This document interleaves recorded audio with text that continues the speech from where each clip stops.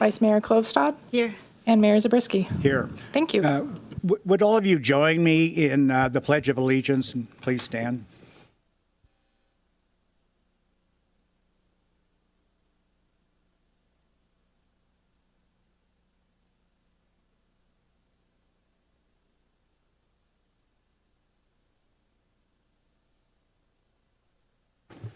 Okay, now we're going to turn to general public comments. This is an opportunity for anyone in the audience to come up to the podium and speak for up to 3 minutes on any item that is not on the agenda for this evening. There's a clock over here that you can follow, which will tell you when you're counted down to 0. So that tells you how much time you have left. And I believe, is it Ryan Parrish? Okay, why don't you go ahead and come on up and address your comments to the council, please. Hi, my name is Ryan Parrish. I am campaign chair for Measure G. I just wanted to read the statement. As ballots for Measure G are being mailed out in return, I, on behalf of Vote Yes and Measure G campaign committee, want to extend our sincere thanks to the town of Truckee and the Truckee Town Council for their continued support of the new library. We are here today because of years of collaboration, community input, and dedication. We have achieved many meaningful milestones on the path to building the library Truckee deserves. 2008 was a Nevada County Library Facilities Master Plan, identified the need for a Truckee library, as this one is undersized for our community's needs. 2019, Friends of the Truckee Library and Nevada County began formal collaboration to explore options for a new regional library. 2020 public interest survey confirms strong community support for a larger, modern library with expanded programs and meeting space. 2022, Town of Truckee includes the library in its capital improvement discussions. Additional community meetings gather input on design priorities and environmental considerations. 2023, Nevada County, Town of Truckee, and FOTL sign a formal partnership agreement outlining shared funding and development roles. 2024, continued outreach, public meetings, and surveys reaffirm broad enthusiasm for the project and refine the final proposal. 2025, Measure G is placed on the ballot. While early polling numbers were not as strong as we had hoped, the unwavering commitment of all partners and the ongoing support and encouragement and engagement of our community have brought us to this pivotal moment. The dedication, collaboration, and belief in what a new library can mean for Truckee have turned this long-held vision into a real opportunity. Because of your leadership and our community's collective effort, we are closer than ever to building the library that Truckee deserves. Thank you. Thank you, Mr. Perry. Are there any other general public comments? Seeing no one approaching the podium, we'll move on to presentations. We have 4 presentations. There'll be 2 proclamations, a presentation on the Homeless Coalition, and then a manager's report. And I'll be making the presenting the proclamations from the podium over here.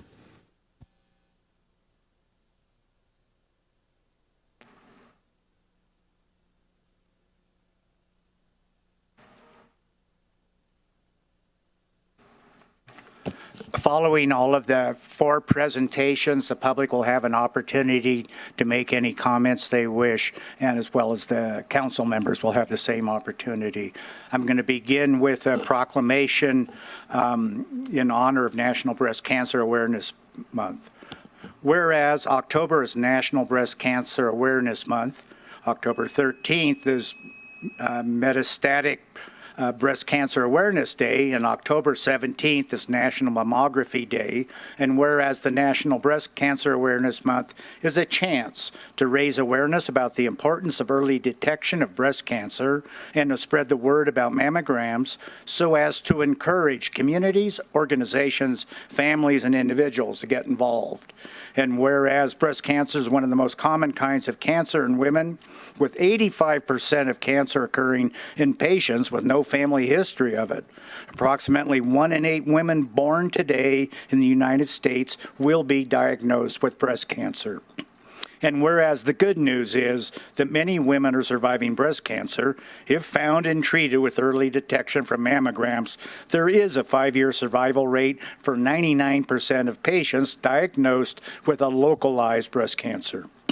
And whereas currently there is a 50% reduction in mortality rates from breast cancer due to earlier detection and improved treatments, and whereas in 2022, Tahoe Forest Hospital District was the first center in California to receive the Hologic artificial intelligence system for reading mammograms and has already performed over 5,000 mammograms in the past year. Through the Tahoe Forest Hospital, women may receive mammograms with no out-of-pocket costs if covered by commercial insurance, Medicare, or Medi-Cal.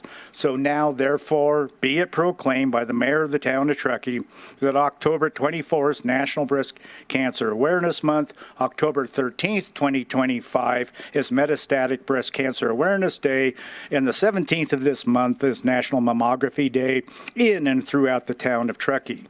And I, as mayor, encourage all Truckee citizens, I believe the entire council encourages all Truckee citizens to participate in activities that will increase awareness of prevention and control of breast cancer. Representatives of the hospital, Dr. Schlud, and it was, I'm sorry, I forget her name, Voigtlander, we're going to accept the proclamation on behalf of the hospital. Neither of them were able to attend due to an unplanned, unforeseen event they're having to attend to. So now we're going to move ahead to the other proclamation, and I would like it if Eben Swain from the Truckee River Watershed Council could join me up here. Eben.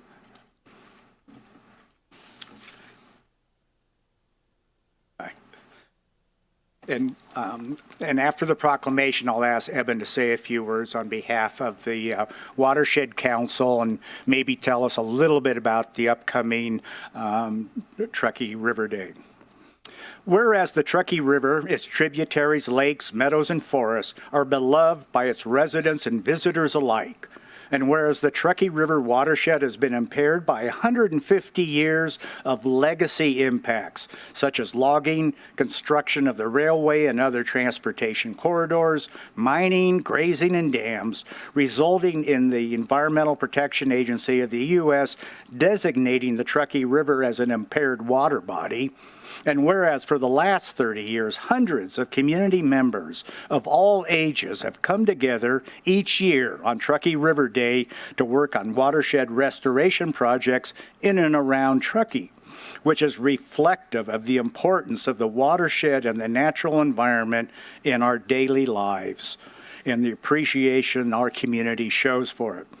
Whereas the goal of the Truckee River Watershed Council is to continue the legacy of Truckee River Day while it completes 50 large-scale restoration projects within the next 10 years so that even with population growth and further economic development, our waters will be clean, our meadows and wetlands will flourish, our streams and creeks will support robust populations of fish, invertebrates, and other species, and our watershed will thrive in the face of floods, wildfire, and drought. And whereas volunteer restoration projects will take place this very Sunday on Truckee River Day in Coldstream Canyon, Tahoe Donner, Pioneer Trail, and elsewhere in and around the town of Truckee. And finally, whereas the Truckee River Watershed Council is also honoring the 30th anniversary of Truckee River Day with events such as the fair at Granite Flat Campground Sunday afternoon, now therefore be it proclaimed by the mayor of town of Truckee that October 19th is the 30th annual Truckee River Day and Fair, and congratulations to the committed citizens of Truckee who join with the Watershed Council on this day to protect and restore our beloved rivers and tributaries. So it is my honor and pleasure to present this to Eben Swain, who is the project director of restoration, I believe, for the Watershed Council. He'll correct me if I'm wrong. So in any case, it is my pleasure to present this to him on behalf of the Watershed Council. Go ahead. Mayor Zabriskie, Council, thank you all for your support. Of course, as Mayor Zabriskie mentioned, this is number 30 for us, which is a big year. think about a minimum of 250 folks coming out every single year for the past 30 years. That number is pretty astounding. It's getting up around 60, 70,000 persons that have really come out and helped us with various restoration projects over the past decades. We did shut down registration as of yesterday. I believe we currently have 270 volunteers signed up, and 40 amazing group leaders who will be helping us to coordinate the volunteers and some of the project logistics with 9 individual projects spread throughout the watershed. The town of Truckee, of course, has always been a huge supporter of the Watershed Council and of Truckee River Day. Just acknowledging a few of our other partners. Many of you know that we do not own land, and so we work with the good grace of other landowners and land managers in hopes that they will allow us on their properties for cleaner water, healthier meadows, more resilient forests. Some of the other partners that we're working with: California State Parks, Truckee Donner Land Trust, Tahoe Donner Association, U.S. Forest Service. I may be leaving 1 or 2 out, but 7 or 8 different partners for the 9 projects. So if any of you were here 30 years ago in 1996, give yourselves a pat on the back. Mayor Zabriskie, were you here?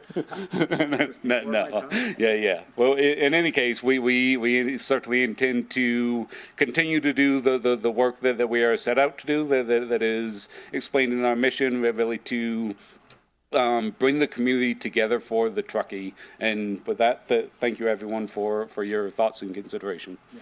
Thank you, Evan. Okay, now, and I believe I'll turn it over to our police chief to address, do a presentation on our homeless coalition. Thank you. Yes, thank you, Mayor. And good evening, Council.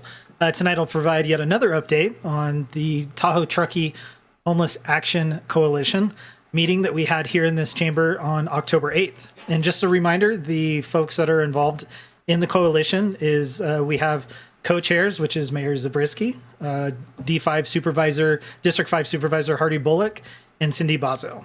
Part of the coalition as well is Cindy Bazo's Fellowship of Compassion, Nevada County, Town of Truckee, Tahoe Forest Hospital Health System, Placer County, North Tahoe Homeless Services, AMI Housing, Sierra Community House, Truckee Chamber, Truckee Library, United for Action, and Tahoe Truckee Community Foundation. The focus of this meeting on October 8th was really focusing on location, process, model, community engagement pieces once those things have been identified, and a call to action for fundraising. So we did locate a potential site, which is located at 12315 Deerfield Drive, which is the only viable location and with a willing landowner or property owner at this point. So the property owner is willing to consider leasing a portion of that structure, which is a pretty large structure. It's tucked there behind Taco Bell and Chevron. So it used to be the old Sierra Sun building as well, amongst others. And it's currently zoned as highway commercial. However, invoking the Town Development Code 18.02.025 would exempt that. So that's something that we have done in the past for the county to operate a government activities to bypass some of our land use. So we had 3 decisions that we were focusing on, and decision 1 had 4 questions, and this was for the entire committee. The first one was, does THAC believe that 12315 Deerfield Drive is appropriate? And everybody agreed that that was an appropriate location. If yes, THAC should consider recommending that Nevada County notify the Town of Truckee that they will invoke the Development Code section 18.02.025. All were in agreement of that. Should THAC consider recommending to the Town Council that the Town Council pass a resolution waiving the 60-day notification requirement from state law? So that everybody agreed that that was the best route to take as well. And the last one, if THAC recommends that 12315 Deerfield Drive is an appropriate site to move forward, THAC should consider recommending that Nevada County place a closed session item on October 14th board meeting. which would seek authority for Nevada County to begin the lease negotiations on the property. So no negotiations will actually start as of yet. It just provides the authority if funding is secured, and all voted yes there. Decision 2 was Model A or Model B, and I know we've talked about this a few different times. Model A, if you recall, was the 4 to 6 interim housing beds only. Model B was 4 to 6 interim beds, as well as some sort of shelter component. We were recently made aware that Volunteers of America has come to the table with a viable option that we feel to accommodate both A and B, which is the interim beds as well as the 10 shelter beds. So the 6 beds, which would be open year round, the 10 winter shelter beds would be open 24/7 for the first 4 months of winter. So that's the caveat here, is that it's open during the shelter is only open for the first 4 months of winter. However, no day center on site will be available for folks that are not staying at the facility. So we would have day services there for the folks that are utilizing the shelter and the interim housing model. And that also comes with 3 meals per day through Volunteers of America. So TTAC funding requests, Town of Truckee Town Council, Nevada County Board of Supervisors, Tahoe Forest Health System Board of Directors is a ask of $350,000 each, as well as a community giving campaign that's in the mix to start working towards. Philanthropic dollars and community faith-based communities with a goal of reaching $100,000 to $200,000 for this model. TTAC voted to pursue Model B with the 6 interim beds and the 10 shelter beds for 4 months. And then the final decision was the community engagement piece of how do we reach out to our community to be sure that this fits within the community and in the location that we're recommending. So we talked about press releases, Coldstream and Deerfield business owner meetings, neighborhood meetings, preferably at the site with representatives from Volunteers of America to be there to talk about, to discuss the pilot project, the model, timelines, and be there for Q&A. Plan to update the town newsletter, a Good Morning Truckee presentation as well, community spotlight on KTKE to talk about the location funding and model. This update here tonight, as well as a full discussion item on the October 28th council meeting that will be more in depth. TTAC is currently working on this engagement piece, and obviously there will be more to come. So that's really all I have tonight for an update, and I'll be able to take any questions after the town manager's report. Thank you. Okay, we'll roll right into town manager's report. There's so many great opportunities to do fun things in town in the next couple of weeks. You can start by joining us tomorrow night at 4 o'clock down at Daubeumoe Park on West River Street for the ribbon cutting. The park is finally done. The bank stabilization is complete, and the final 3 art sculptures should be going in tomorrow morning, so just in time. The larger art sculpture was placed last week, and it's beautiful. So if you haven't seen it, come down, check it out, and enjoy the new park. After that, Big Truck Day is this coming weekend. That's, of course, put on by the Rec District in partnership with the town. Super fun event. Bring your kids out there, enjoy all the big trucks, load up the sand, or ride down the sand pile. Just a fun day, and that is the 18th from 11 to 2. And then after you've had all that fun, you can come join us for a talk with the town in partnership with the chamber. That is out in the airport conference room on Monday morning at 9 a.m. We'll be talking about our operational assessment and all the work that we have been doing on that front to implement the recommendations from both of those reports. It'll be very similar to the update that was provided to council a few meetings ago, but another refresher for anybody interested in that. Monday evening, 4 to 7, we have a Fix-It clinic out at the Roundhouse. If you have anything that needs to be repaired, from clothing to furniture to you name it, I think they can do it out there and help you out and save that from going into the landfill. Next Saturday, the 25th, is a medication take back. That is out at the Safeway parking lot from 10 to 2. And then last couple of updates. We will have V-Cycle hopefully running through the end of the month. That's the plan right now. So if you want to get your last rides in, those will be out until November 1st. So take some beautiful fall rides after the weather warms up, which it's supposed to again. And if you are looking on the town website, thinking about applying for a job or scrolling through our HR page, we have launched NeoGov, and that is a system that is really going to help us with our hiring, our application tracking, streamline the process. We have 2 positions launched on that site right now. We're seeing really cool benefits. We can tell how many people are looking at the job, which we've never had that data before. And it's really geared towards people looking to get into government jobs. So anybody can see, anybody can sign up. It doesn't have to be just a government employee, but it really concentrates recruitment on those employees that are specifically focused on government.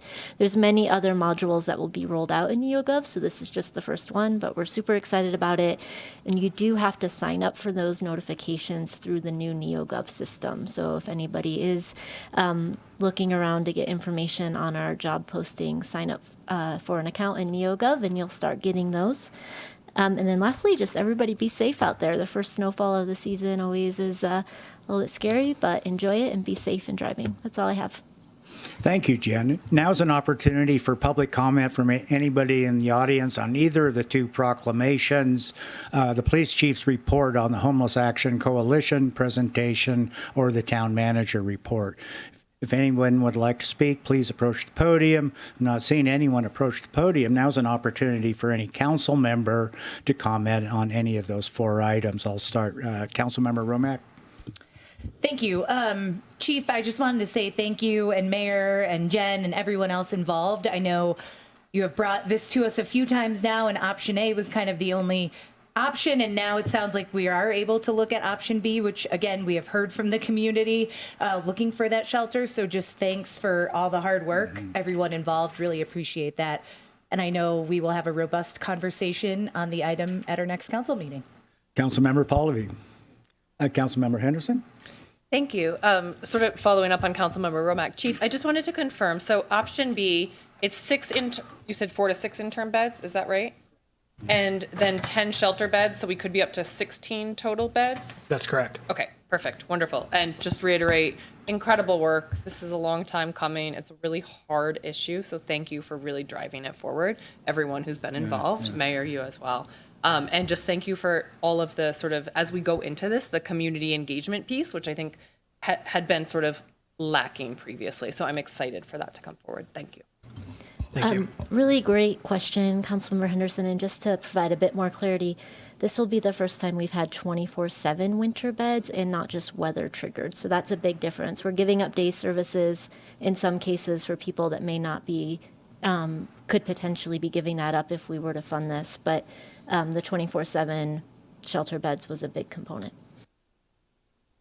And Vice Mayor Klofstad.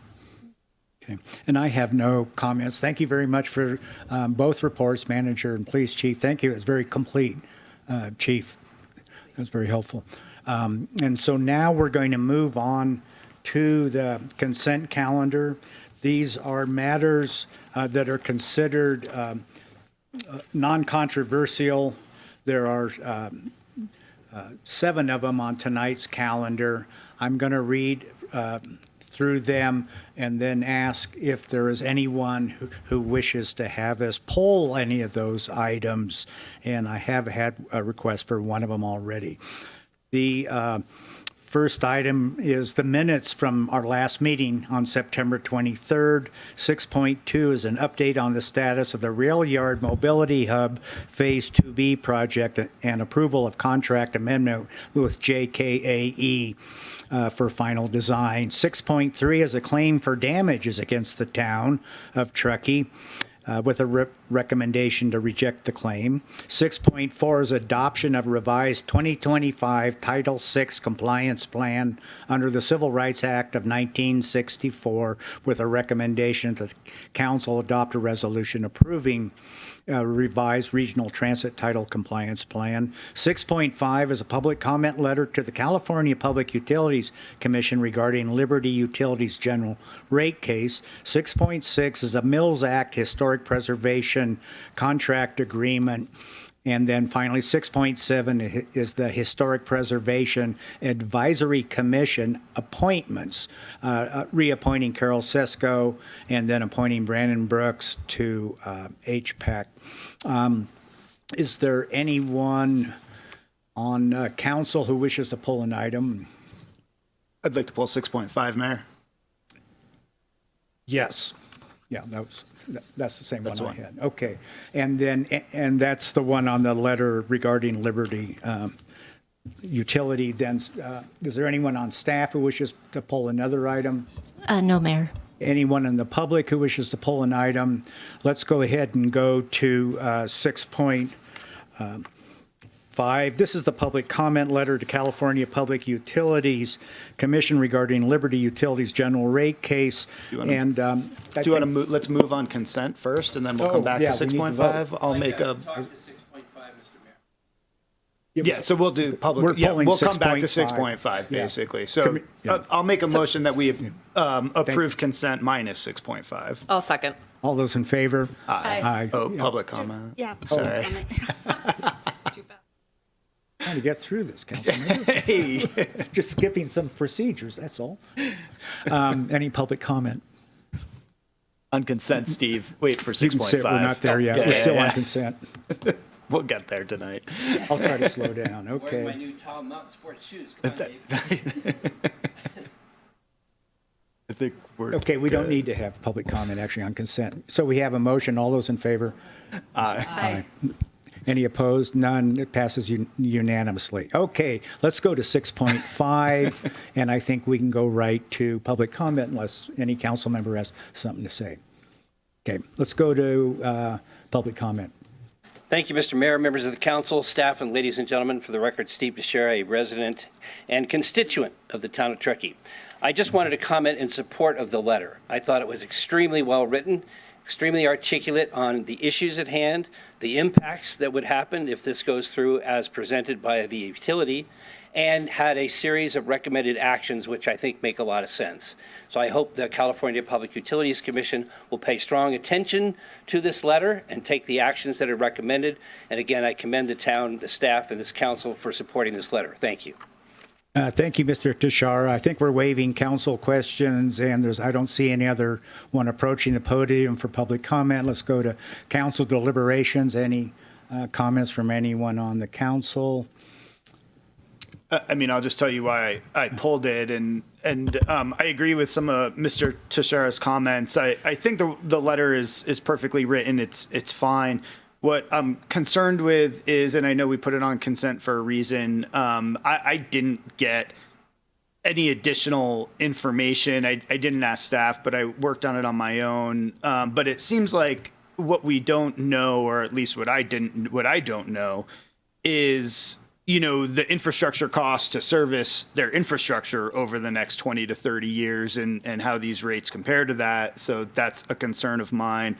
In addition, I'm also sort of wondering about the legal aspects of having dual rates moving forward. I think that was a historical concern that I'm not so sure will hold muster moving forward, and that could be one of the other reasons this is happening. But at the core root of sort of what I read in our letter, what I know that the town is working towards, which is the electrification of our building inventory.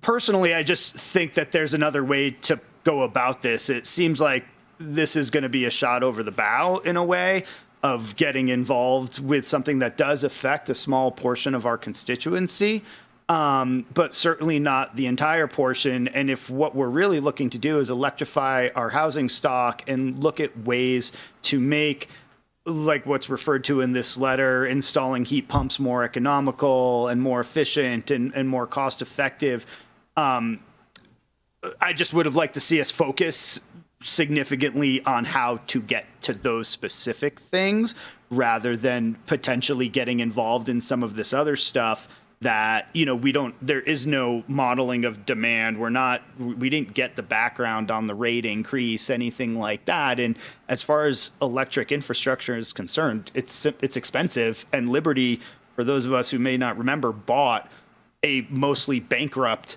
utility. And so there's probably a ton of deferred infrastructure costs that they're building into this rate hike. And I simply don't have enough information to make that call as to whether we should be opposing this, because it might impact reliability 10 years from now if they don't make this rate hike. And I don't have that information. So that's simply why I don't support this track of our letter, basically. So just wanted to make that clear. It's all good, and you guys can vote to support it. Just to understand, are you asking anything of the rest of us to do tonight in regard to the letter, or is this more of a preview of things we might have to address in the future? I think it's a preview of things that we should be more thinking about as this moves forward. I also don't know what the efficacy of such a small constituency putting such a strong worded letter from a jurisdiction. I'm also incredibly concerned with the precedent this sets. We have never, in my tenure, ever chimed in on any rate increase at any other utility, special district, sewer, water. We got water rates coming at the PUD. We got all sorts of stuff out there. And this is just simply something I've never seen us do, and I'm not prepared to let this one be the first one while it affects such a minor percentage of our constituency. I don't believe this has risen to a level that requires us to chime in personally. Okay. But I also made that clear when we had the first discussion, and we got it on consent, and so it is what it is. Okay, I just wanted to be clear about that. Thank you. Councilmember Romack. Can I just ask a staff question? Do we know, to Councilmember Pallavi's, if we have written letters around rates in other special districts or entities before? Not that I'm aware of, no. Okay. Which is a valid point. I will say, though, we've definitely been taking a bigger step into the legislative advocacy realm, and I think thinking about those things. So I'm comfortable moving forward with the letter today. Mm-hmm. Councilmember Henderson. I'm also comfortable with the letter. I think that even though when there are new policies, new rates proposed that impact even a relative minority of constituents in the town, it's incumbent upon us to advocate for things like affordability because they impact people's daily lives. If I remember correctly, don't fully quote it, but I think that within the rate hike itself, which is almost 20%, it's a 19.5% rate hike that Liberty is proposing, which does include some of our residents. Something like 60% of that is because of their wildfire insurance premiums going up. It is not sustainable rate making to continue to push those types of costs to ratepayers at the end of the day. It's completely unsustainable. Other utilities have done it, certainly, but I think it is incumbent upon us to advocate for affordability for our residents. Vice Mayor Klofstad. Yeah, thank you. I'm actually appreciative of the discussion and your concerns. But I think the point of this letter and hopefully the cumulative response from our community is that we want to understand why those rate hikes are being proposed, because right now there has not been a rate study, and they're not only proposing the increase, but they're proposing a shift in how those rates are structured between permanent residents and second homeowners. And so all we're asking for is the CPUC to do that rate study so that we can all understand exactly where are the costs coming from and where are the costs going to. So we're not saying this letter is not saying that they can't, that rate increase is not justified. It's just saying we want to have the study done so we can understand that. And so for that purpose, I feel very strongly that it's an important act to take, because that this area has never been modeled, and it's important to take that step at this point because of how many people it is impacting. Well, thank you to Councilmember Pallavi. likewise, you're bringing up issues that we could easily have to address. And I agree with Mr. Tashara. That is a heck of a letter. So appreciation to the staff, right or wrong. It's a it's a very well written and compelling piece of advocacy that's going to the PUC, and I suspect we may get more involved with state agencies in the energy field, both the PUC and Energy Commission. And while I don't recall specifically addressing rates, we've certainly made presentations and arguments to the Energy Commission on the solar mandate, and on Southwest Gas, we have contacted the PUC and the Energy Commission about their activities and the services they're providing. So it's not a precedent in terms of lobbying those two state agencies. It just might be true with rates. Anyway, I guess we need to take a vote now. And so do I have a motion to approve I move letter? that we approve 6.5, the public comment letter to the CPUC regarding Liberty Utilities general rate case. I'll second. All those in favor? Aye. Any opposed? Yes, opposed. Okay. It passes 4-1. Councilmember Pallavi dissenting. And now we'll go on to the regular discussion items, starting with item 7.1. And then I guess we have 3 items total for tonight on discussion. So who's going to lead the way? Oh, Rosie, you're right there. Okay, thank you. I'm at the ready. Good evening, Mayor and Council. Rosie Johnson, Program Analyst for the Short-Term Rental Division. And I'm accompanied by Mike Carr, our Short-Term Rental Code Compliance Officer, should any questions arise. So this is an appeal hearing specifically for an administrative citation issued at 11636 Deerfield Drive regarding violations of the short-term rental ordinance as listed in the town's municipal code. Truckee Municipal Code Chapter 5.02 establishes the standards and requirements for operation of short-term rentals, or STRs. To start, I want to briefly go over pertinent code sections from this chapter that are applicable to the appeal. Section 5.02020 defines a short-term rental as overnight lodging for a period of not less than 1 night and not more than 30 consecutive days.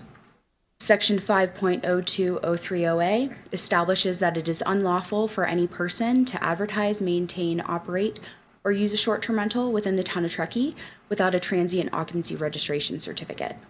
Finally, Section 5.02060A1 establishes the administrative fine for operation of any transient rental without a valid registration certificate shall be $500 for the first violation. Next, a little background on the advertised or listed not registered process. Our short-term rental software GovOS data mines home rental websites for property advertisements and buckets them in several statuses for follow-up, including listed not registered. Short-term rental division staff then completes an audit of the listings to determine if they are in fact advertising in a short-term capacity without a registration certificate. A short-term stay being 30 nights or less, and a long-term stay being 31 nights or more. If we find an advertisement to be renting short-term without a certificate, we proceed with the issuance of a formal warning. On March 3rd, 2025, short-term rental division staff found the property at 11636 Deerfield Drive to be advertised as a short-term rental without a valid transient occupancy registration certificate. The property was advertised with a 30-night minimum, with 2 reviews listed on Airbnb from 2023. A warning letter was sent first-class mail to the property owners on record with the Nevada County Assessor's Office. Mario and Cynthia Vasquez, the letter requested removal of the short-term rental listing or modification to 31 nights or more, a long-term rental, to achieve compliance. The letter further requested remittance of any transient occupancy tax owed.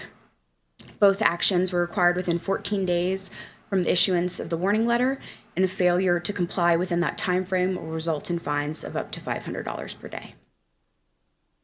Then I will lead into the administrative citation background. The advertisement listing the property for short-term rental did not come into compliance within the 14 days as required. On March 18th, 2025, an administrative citation was issued to the property owners Mario and Cynthia Vasquez for advertising and operating a short-term rental without an active registration certificate, which is in violation of Truckee Municipal Code Section 5.02030A. A fine of $500 was assessed for this violation. The citation was posted at the property, sent first-class mail, and certified mail. The citation requested correction of the violation, payment of the administrative fine, and relayed the owner's right to request a hearing within 21 days from the date of issuance of the citation. Truckee Municipal Code Section 5.02060C provides that an operator may appeal a penalty pursuant to this chapter, with such an appeal resulting in an administrative hearing before a hearing officer. On April 8, 2025, the town received a complete request for an appeal hearing from the Vasquezes regarding the March 18, 2025 administrative citation. As a part of the appeal packet, we received verification that the advertisement had been modified to 31 nights or more, a long-term rental, Airbnb earning reports from 2024 and 2025 showing no short-term rents were received, and a residential lease agreement of a long-term tenant. I want to further note that the advertisements have now been fully removed. Following the Vasquez's April 8, 2025 request to appeal the administrative citation, a hearing was held on April 23, 2025. The town contracts with a third-party entity, Data Ticket, to conduct our administrative hearings, for which Brian Podolsky was designated as the administrative hearing officer by Data Ticket.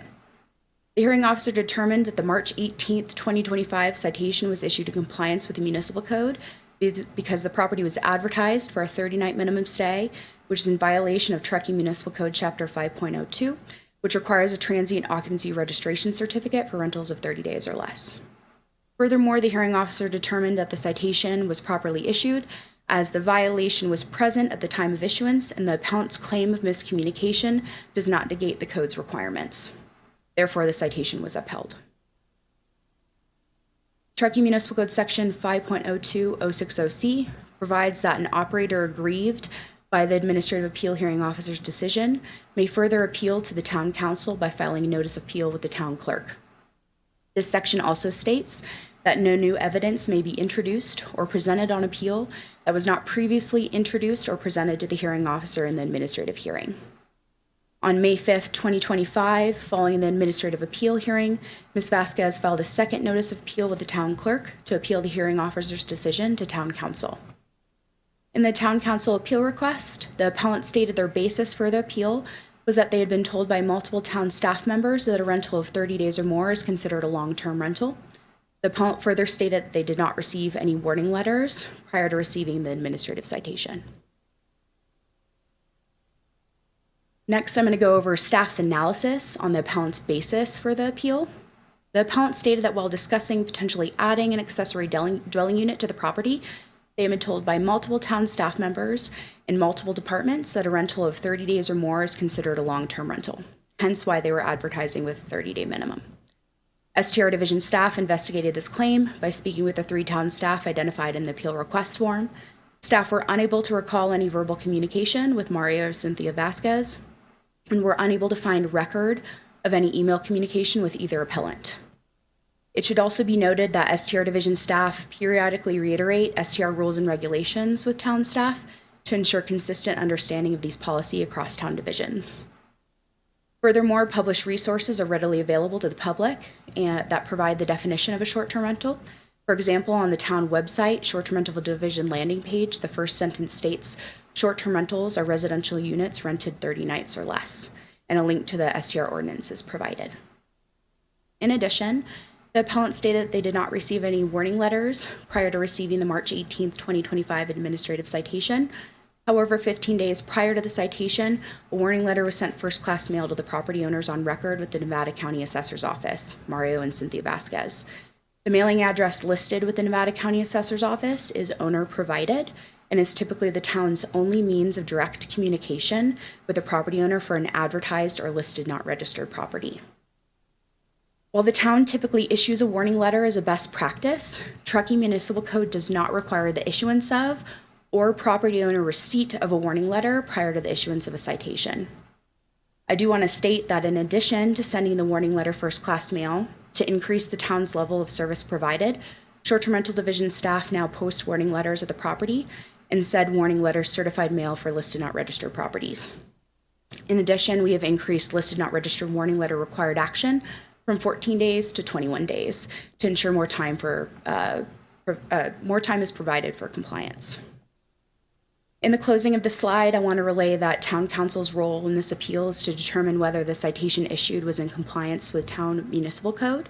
And pursuant to Municipal Code Section 5.02.060C, the findings of the Town Council will be final and conclusive. This is the end of my presentation this evening, but I'll end with staff's recommendation that the Town Council conduct a public hearing and make a finding of noncompliance with the Town of Truckee Municipal Code and uphold the notice of determination and judgment amount of $500. Alternatively, if the council determines that the notice of determination was not issued in accordance with Truckee Municipal Code, the council may take action to grant the appeal and overturn the notice of determination. And that ends my presentation. Thank you, Rosie. Because this is a quasi-judicial proceeding, our process is slightly different. What we're going to have next will be an opportunity for the appellant to speak up to 15 minutes to make their presentation. That'll be followed by an opportunity for public comments. If there are any public comments, the appellant will then have an opportunity to respond to the comments themselves. Followed by that, we'll have a council discussion, which includes both council questions to staff and/or the appellant, and then finally council deliberation and direction. So it's now an opportunity for the appellant to make an initial presentation, and appreciate it if the appellant would come up to the podium and direct your presentation to the council. And begin by stating your name for the record. I believe the clock is set for 15 minutes. Okay, thank you. And is the green light on there? Yeah. Okay. And just speak into the mic. My name is Mario Vasquez. And I'm Cynthia Vasquez. Okay. I go by Cindy usually. Thank you again for having us here and letting us to give you our information here. So we rent our house as a long-term rental to help support the community for individuals that are needing housing in order to work here in Truckee. When we had the initial citation in March, we didn't know about it until then when it was posted on the garage. That being said, we had tenants in there and we didn't get there till March 19th. So we didn't get the notice. Unfortunately, the tenants that were there did not present any citation to us at all. So that's why we responded to Ms. Johnson about what was going on as far as why we were being cited. And she informed us that we were being cited because it was considered short-term rental. During our conversation, we told her that we weren't we were not advertising as short-term rental. We wanted more long-term rental. Strictly long-term. Strictly long-term rental. But we did call a few of the staff. We did not go online because him and we both have vision problems. So we got our resources from them directly. Let me cut you off, but the reason we didn't go online is we weren't planning on doing a short-term rental at any given time. So there was no need to go online to get that information. So we called and they gave us that information that it was supposed to be 30 days minimum to be considered a long-term rental. So, we posted on Airbnb that it was for 30 days opposed to 31 days. We posted it up for 30 days and I think I gave them some evidence as to it showing that we didn't earn any earnings at all for the Airbnb. We have always done long-term rental. What's that? We provided the lease. And we provided the lease to you guys as well, showing the long-term rental. But we're basically here just to discuss that our intentions were not to be short-term rental. We were given misinformation. It was just a big miscommunication. Have we have known, we would have changed it right then and there, which we did once we received the citation. We changed it right away. And then my husband and I had a discussion. We're just like, you know what, let's just take it down. Because at this point, we're just doing long-term rental. No, we just decided in order to just avoid any sort of miscommunication or anything regarding short-term versus long-term, just to delete the Airbnb listing. So we just did that on our own almost immediately as well. That's what he said. I mean, that's pretty much it. And yeah, like as my wife was saying, so 30, had we known from the get-go it was supposed to be 31, there's no reason for us to list it at 30 days. If we would have said, if they would have said, hey, it's 31-day minimum, we would have listed it at 31-day minimum. We're talking like 1 day here. We're not talking, we never listed it for 5 days minimum, 10 days minimum, 20 days minimum. It was 30 days minimum, which is what we were told. So. Yeah, so I mean, that's what we wanted to present to you guys, is that we had no intentions at all of making it short-term rental. If we did, we would have definitely gone through with getting a permit and doing it through the town of Truckee the correct way. So that's what we're here for, to tell you guys. That's it. Yep. Thank you.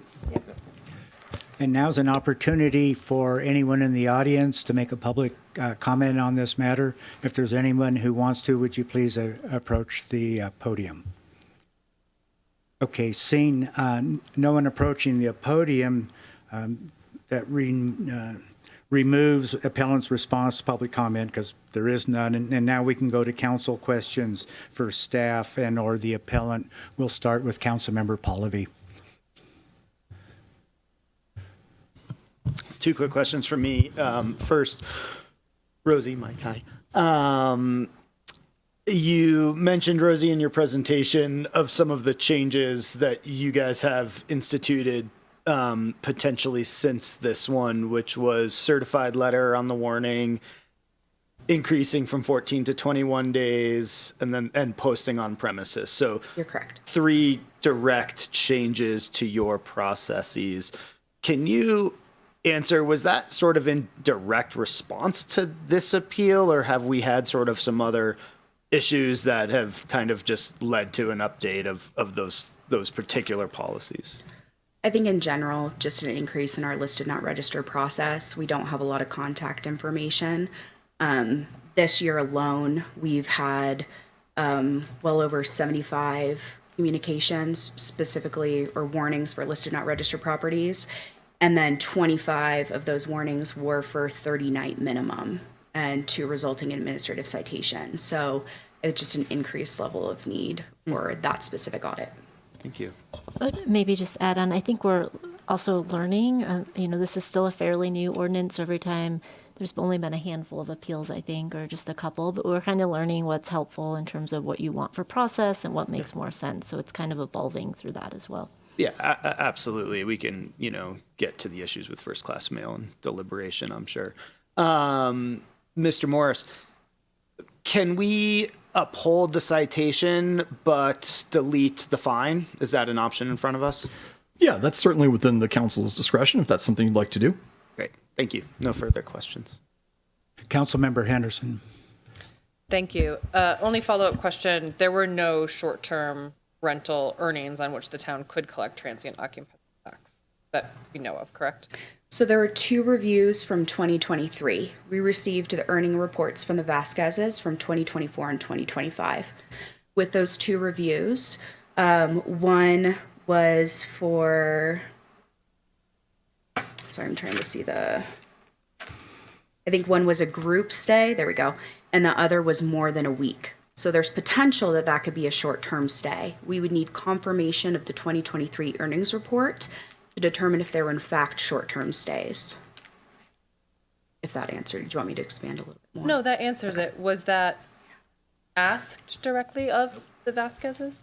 The Vasquezes supplied the information for their portion of the appeal. After the appeal hearing, we're going to be following up with further normal practices. 1, the determination of this appeal hearing, and then 2, our normal transient occupancy tax process. Okay, that's it. Thank you. Councilmember Romack. Thank you. I think my fellow council members have asked all the questions I had. Vice Mayor Klofstad. No further questions. Okay. Rosie, coming back to the questions that we posed for the last time this thing came before us, on the question that was just asked, the staff response was there were 2 reviews from 2023 with 1 review stating the stay was over a week, but unable to determine just how long the stay was without supplied earning reports from the appellant for that year. The appellants were able to supply earning reports from Airbnb for 2024 and 2025 calendar year showing no short-term rents were received. Is that still an accurate statement? That is correct. Okay. And there were 8 questions and answers in the last time we appeared. Can we make that part of the record? Just make sure that's included. Yes, we can put that in as additional information and public comment. Okay. And then the other thing is in the staff report, it says that the fine is for the operation of any transient rental. Is that how the ordinance reads? It's for the actual operation? For a listed not registered property, yeah, $500 for the first violation, and then it follows the rest of our violation fine. And what we're looking at in this case is an advertisement in violation of the code. Correct, advertisement, or we also use listing as well. Okay. Yeah. And if I understood our counsel, Mr. Morris, we could find a violation and choose not to impose a fine. Yes, I think that the council, broadly speaking, has the discretion to decide what's in the interest of justice, if you will.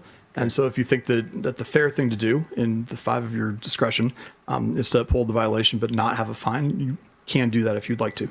Okay. And then as the ordinance is currently written, it doesn't allow for a range of fines. The 500 is an absolute number.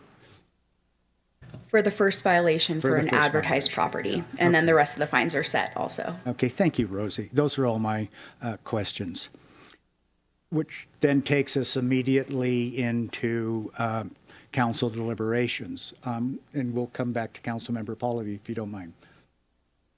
Yeah, I don't mind at all. I'm fine to uphold the citation. I'm also in favor of waiving the fine at this point. I think there's I'm really glad that we changed those 3 aspects of the policy. I think that's going to make these hearings a lot cleaner and better moving forward.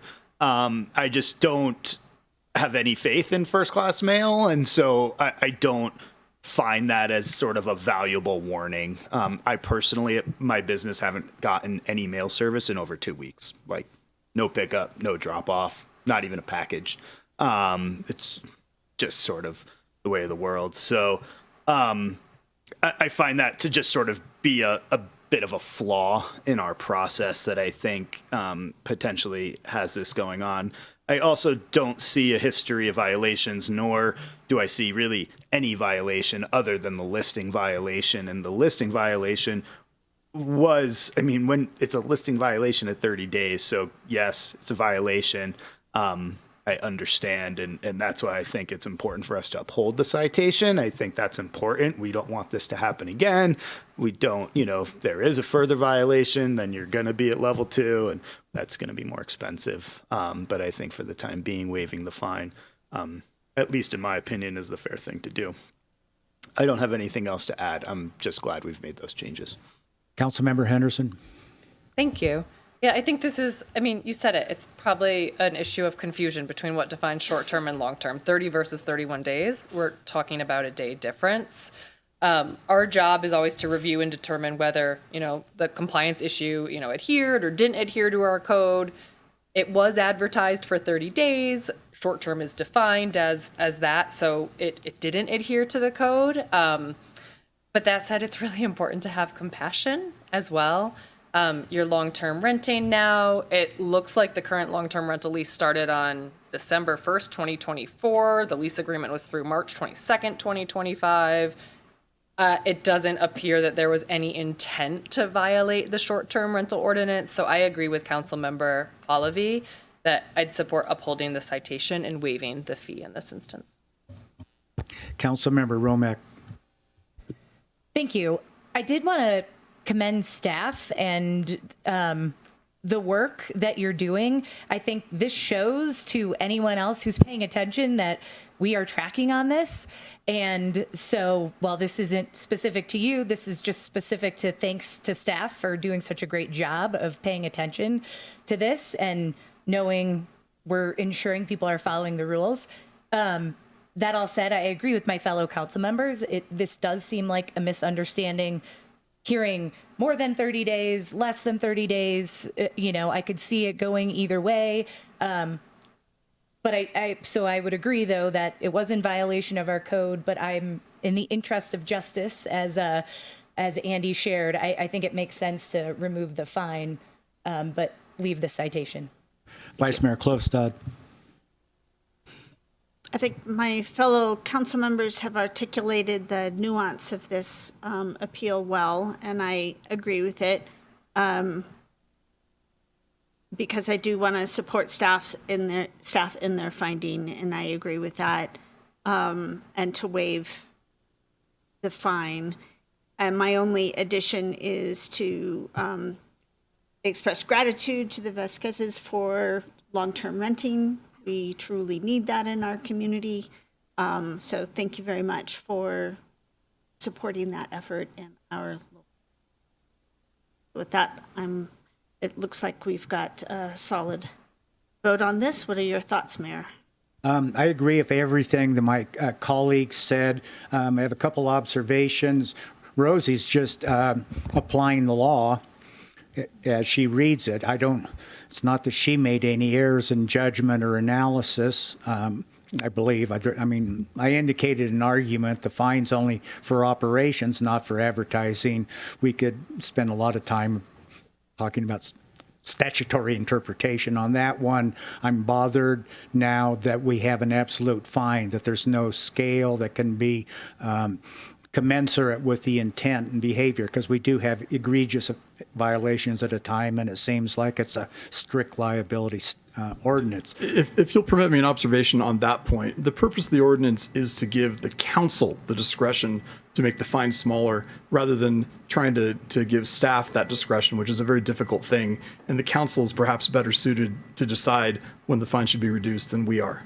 Yes, I agree. So maybe we ought to clarify that in the ordinance, which is something down the road. Okay, so we want to keep moving along. Does anyone want to make a motion?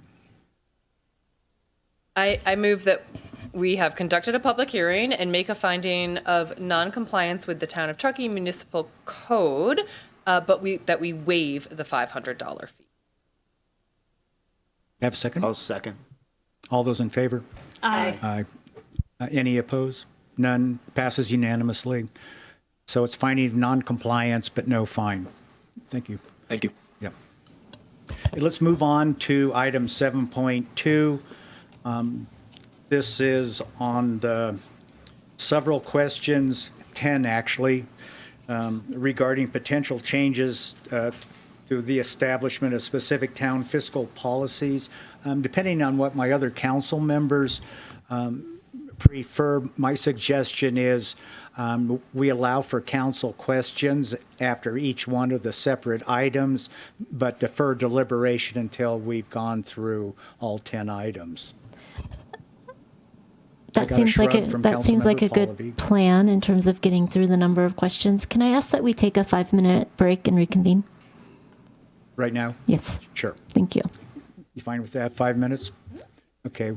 Let's take a break. 5 minutes. See you all at 6:12.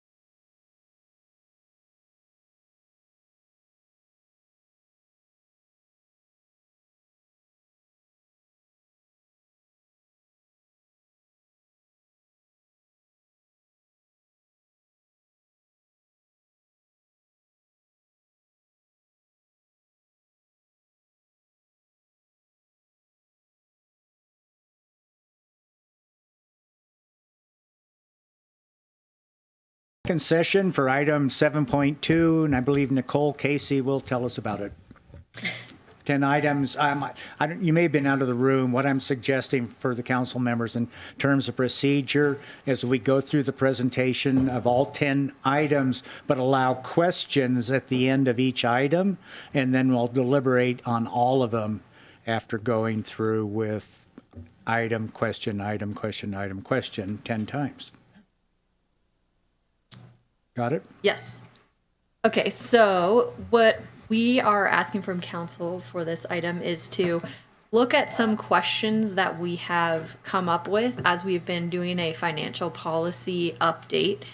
This doesn't encompass every single change that we're going to propose in the policies that we're going to bring to council, but we felt like these are the ones that council is probably going to have opinions about.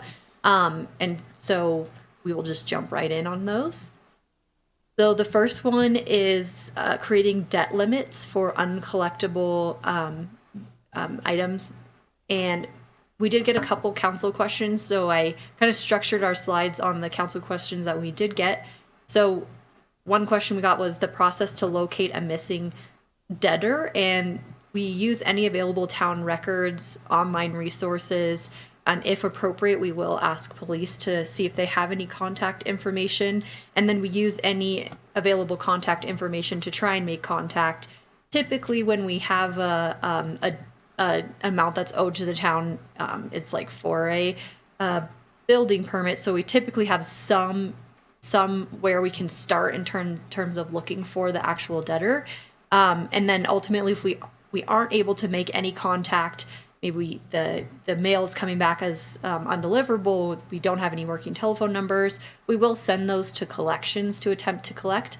The collections agency does keep a small portion of it if they're able to collect. Sometimes they aren't even able to. Then another question was the process to determine if a debtor has sufficient assets. That's really case specific, and typically we wouldn't write off a debt for that reason, except for if it was like at a higher limit. And to give you an example, if we have transient occupancy tax that we know we are owed, the town will lien the property, and when the property is sold, the court system will actually allocate a portion of the proceeds from the sale to the town to cover that. If there's insufficient funds, depending on, they have like a hierarchy and how they allocate those funds, we may not get the full amount that we are owed. And in that case, we would need to write off the remaining. So that's kind of an example of when we might write off a debt for insufficient assets. Another example, we can pursue a judgment in court, and then we can lien the assets of the person. The same thing would happen in terms of, if they were sold or how that would be resolved. And occasionally for smaller items, we have the police was able to let us know that the person is unhoused, which we kind of make a determination at that point that we're probably not going to be able to collect from that person. One, because we're going to have a really, really hard time contacting them. And two, they probably don't have sufficient assets to repay the town. Bankruptcy notices is another way that we might determine if somebody has insufficient assets. And as I said, for smaller amounts, we typically don't write off because they have insufficient assets. We wouldn't do that research. We typically would write it off because we expect the cost to collect that amount would exceed what we would actually get. And as I said in the staff report, we really only have this happen a handful of times every year. This is not a high transaction type of situation. It's just if this situation comes up, we would love to have guidance on how council wants us to handle it. Just for a little bit more context, I should have mentioned in the beginning, about 11:30-ish, I think we sent out an email saying we didn't have any council questions in advance. There were some that inadvertently, I think, got caught in the draft folder or something, and so they came in after that around, I think we saw them around noon. So instead of trying to rush to answer those and get those out to you with the chance that you wouldn't be able to read them, Nikki has incorporated them into this presentation. So when she's saying there were some questions, those are the questions she's referring to, and staff did their best to get answers to those. So. And then we're proposing that the Administrative Services Director position would be able to write off debts up to $5,000. The town manager would be able to write off debts up to $10,000, and then council approval would be needed for any amounts above $10,000. Questions? Yes, I just have one question. I think I'm the only one. Can you describe in a little more detail what we do to identify assets of a debtor if they're not readily identifiable? To what do we hire someone who specializes in hidden assets? Or This has never come up since I have been here, but we would probably not go out and try and identify their assets. We would use existing methods of collection, and if those methods turned up that we weren't able to collect, then so like we would lien the property, and if the property is sold and there isn't enough to cover all of the debtor's amounts, and they're like, here's how much you're getting, that's how we would determine that there's not enough assets to cover it. So we haven't really used that method because it hasn't come up, but I suppose we could go and find somebody that would do that, but it seems like it would be easier for us to just like lien the property or get a court judgment or rely on bankruptcy proceedings for that determination to be made rather than us trying to, Or the collection agency. Correct. Okay. For liquid assets and that sort of thing, you'd probably turn it over to the collection agency. Okay, thank you. Those are all my questions. I jumped ahead of other council members. Do any other council members have a question? Councilmember Henderson. I just have one. So do we have no approval structure right now, or are we changing the approval structure? We don't have any, right? There's no formal structure right now. That's what I thought. Okay. So we would like to define one. Yeah, perfect. Thank you. Okay. Looks like those are all the questions. Let's go to item 2. Okay, purchasing. The next couple of items are in relation to the purchasing rules. The first one is related to the council purchasing authority. Right now, any purchase with a single vendor exceeding $50,000 in a fiscal year by division must come to council. We are proposing to increase that amount to $65,000. We came up with that by using a CPI inflator on the amount and rounding that to the nearest $100. Alternatively, council could consider $75,000, which is just last time we increased it by $25,000. You could also discuss going to $100,000, which is the limit for public projects, which is currently in our municipal code or in our purchasing rules. We also surveyed several agencies via the California Society of Municipal Finance Officers listserv. We have about 15 different responses. The average was about 68,000. The max was 150 to 200,000. That's all I have on that one. Okay, Questions? are there any council questions on this? Sort of like, should be 65,000 or some other number or anything else? Does anyone besides the Vice Mayor have a question? Okay, Vice Mayor Klofstad.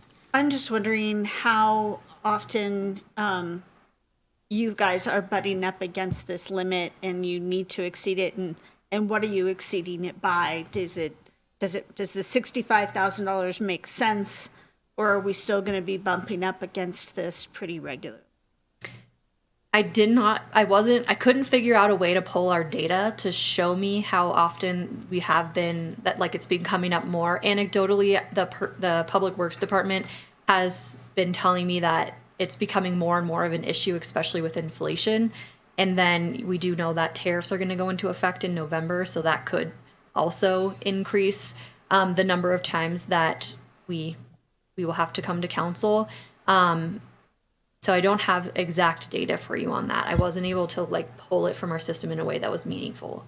I will just add that I think this first came on our radar from a conversation with Public Works and the streets crew in particular, and it arose with them ordering paint for striping, and we were running up against that limit. So then we had to wait till we could get to a next council meeting, and then it was already a delayed order time to begin with. So that was what made us start looking into this, was they had asked us if we could consider increasing it so they wouldn't have to come back to council with the increased costs of those supplies. A very descriptive example, and I can see how that would be very impactful. So thank you. Following up on the Vice Mayor's question, we're only giving you direction tonight. When you come back at a later date, would you be able to have information that answers the Vice Mayor's question about how what the numbers are? How often are we bumping above 65,000? We can certainly try. You can certainly try. Okay. I think it's a matter of, I guess it would be a question for council as to how much staff time do you want to go into getting that information? It's not, we can't simply pull how much was some supplies that we ordered that went up to above 50,000 that we weren't expecting.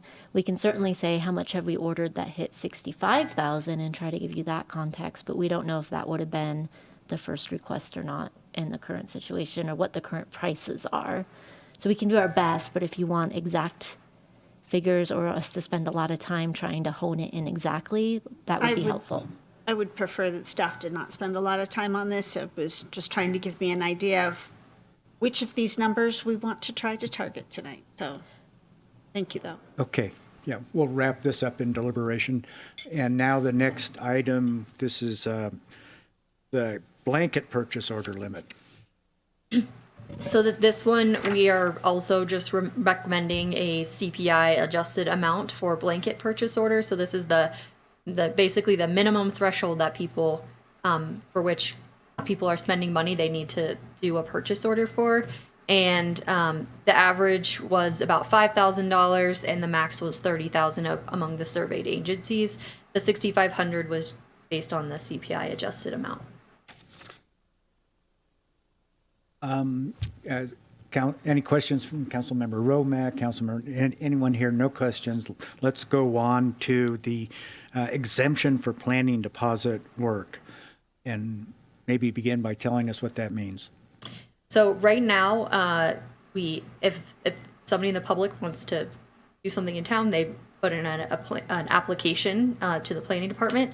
Planning makes the determination on which projects need contractor work based on what is being requested. So that could be CEQA or noise reviews or historic preservation or traffic studies.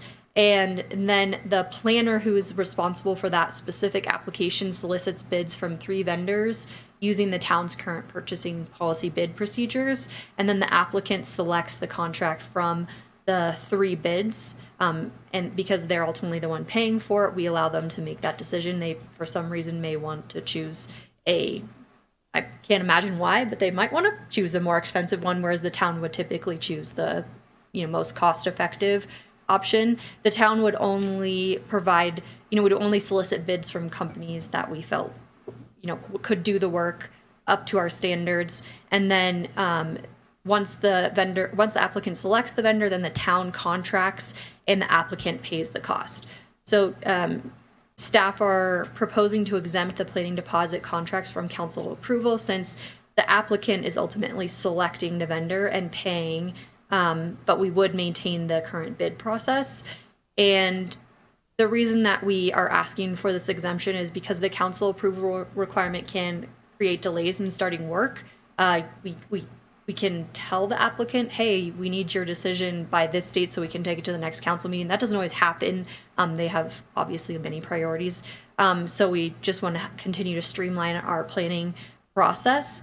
So that's why we're asking for this exemption. The only parties to the contract are the town and the contractor, and that's because the town wants to maintain control over the quality of the process. And nothing in the municipal code currently speaks to contracting for planning applications. The contract terms that we use match the exact same contracting terms that we use for any contract for town work. We require the same duty of care. And as I said, the types of contracts we would be doing this for are like traffic studies, CEQA reviews, noise studies, or historic preservation work. In terms of available vendors, the town does not maintain like a list of qualified vendors, and quotes have to be obtained pursuant to the purchasing rules. There's different rules based on what type of work you're getting.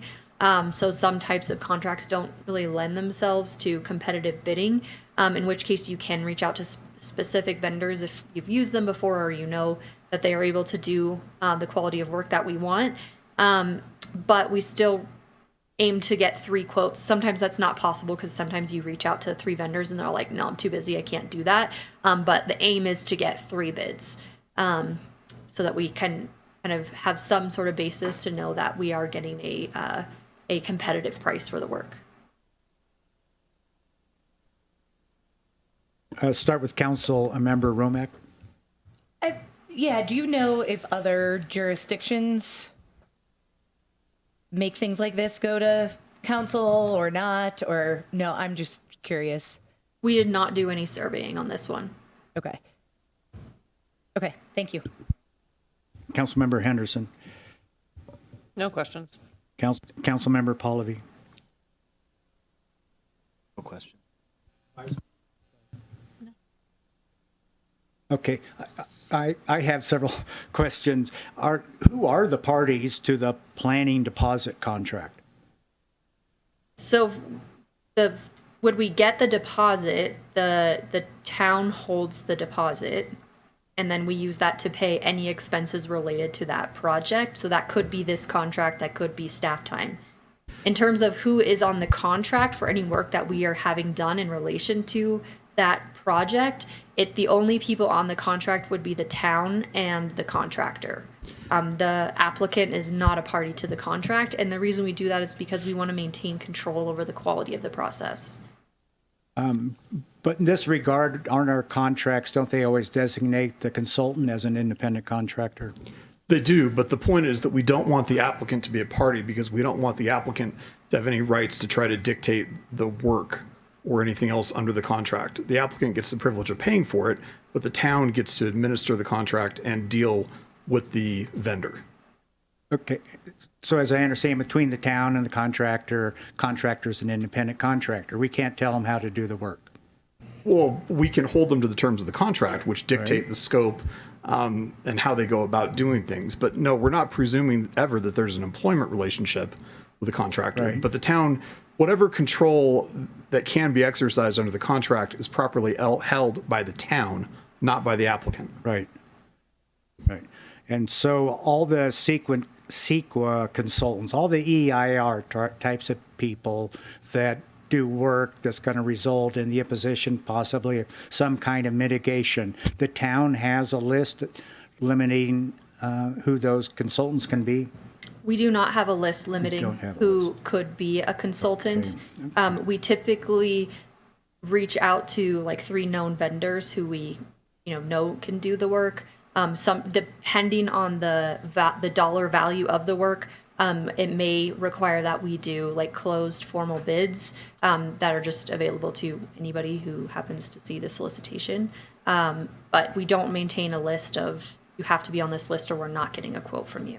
Okay. Are these consultants, particularly EIR consultants like Ascent or PlaceWorks, are they required to be certified in any respect? No. Okay. There are no licensure requirements.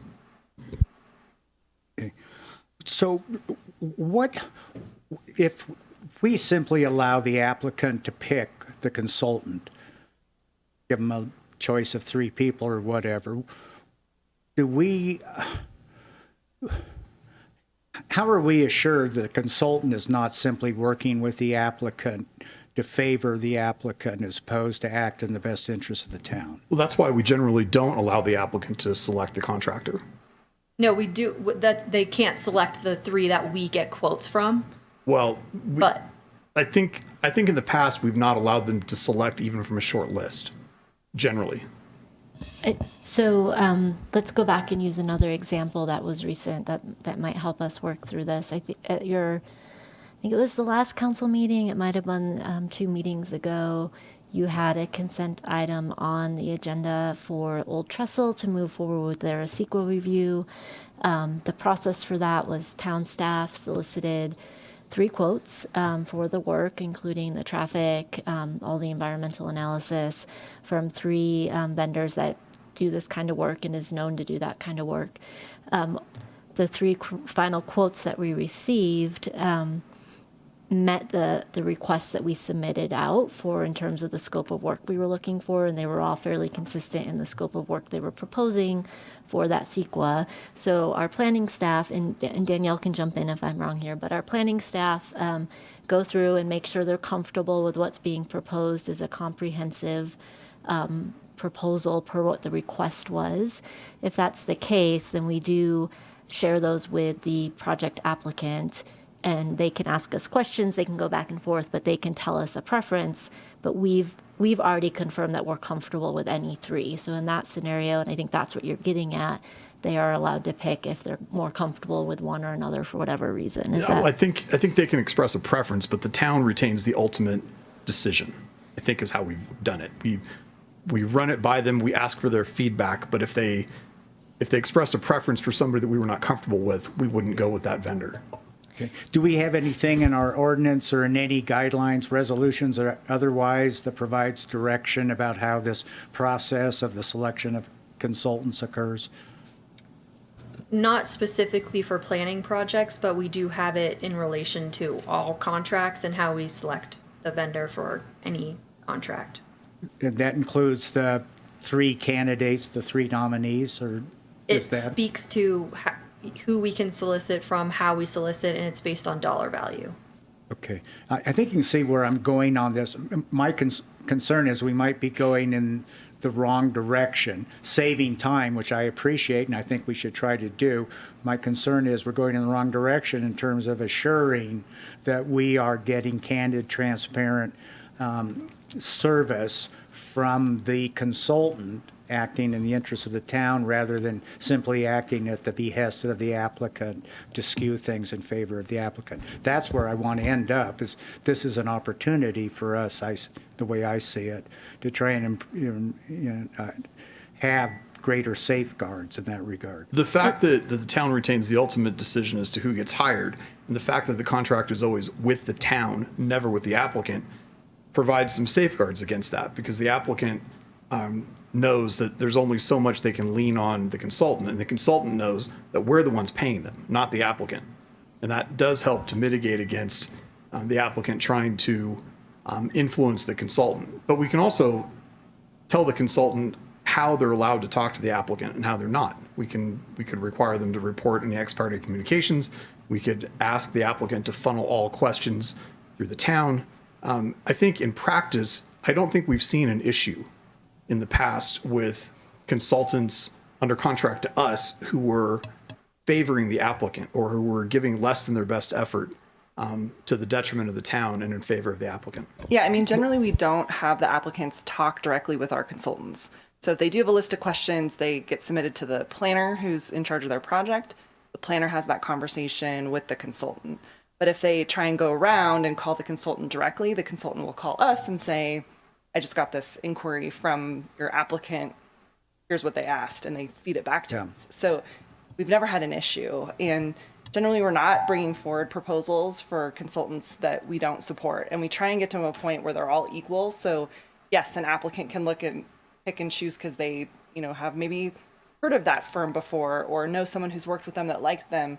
They should all be equal in our eyes of what we're presenting for an applicant to pick. Yeah, I don't think that's a universal view in regard to Canyon Springs. We had repeated allegations that consultant Placeworks was in the pocket of the applicant, and we had to live through that. Mayor, I think what you're describing as your concern is maybe broader than what this topic is.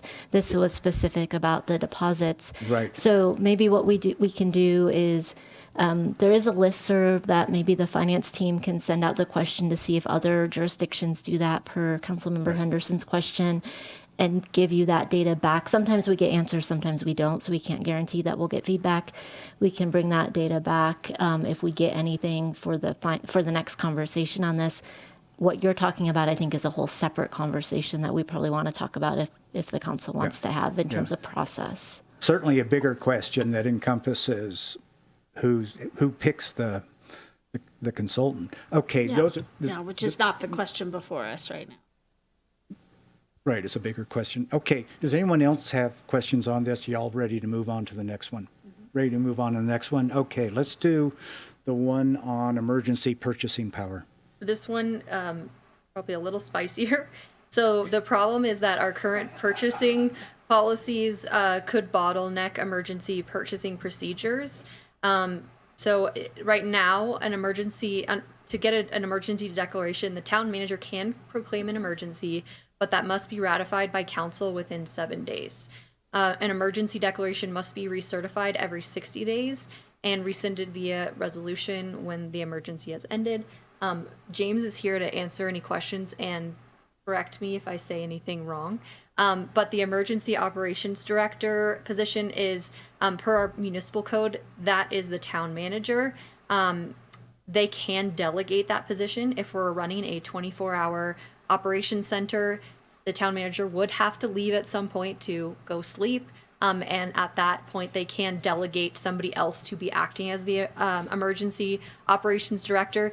In the municipal code, this position is referred to as the director of emergency services. I apologize for using the change in the lingo. We would match the lingo in the municipal code with whatever policy we do come up with.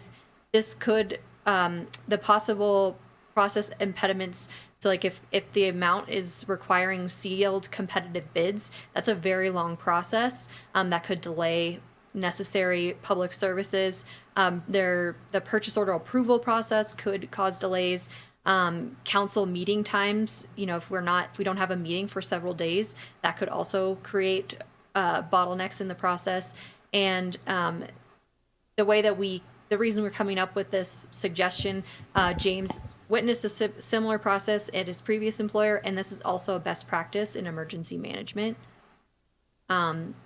Potential projects that we probably wouldn't want to delay could include initial debris clearance. So if there's a tree in the road, or several trees in the road and blocking emergency access, or additional mitigation work, shoring embankments after flooding, critical infrastructure building repair to get regular operations back up and running, roadway or bridge repair. We may need barricades, like after a fire.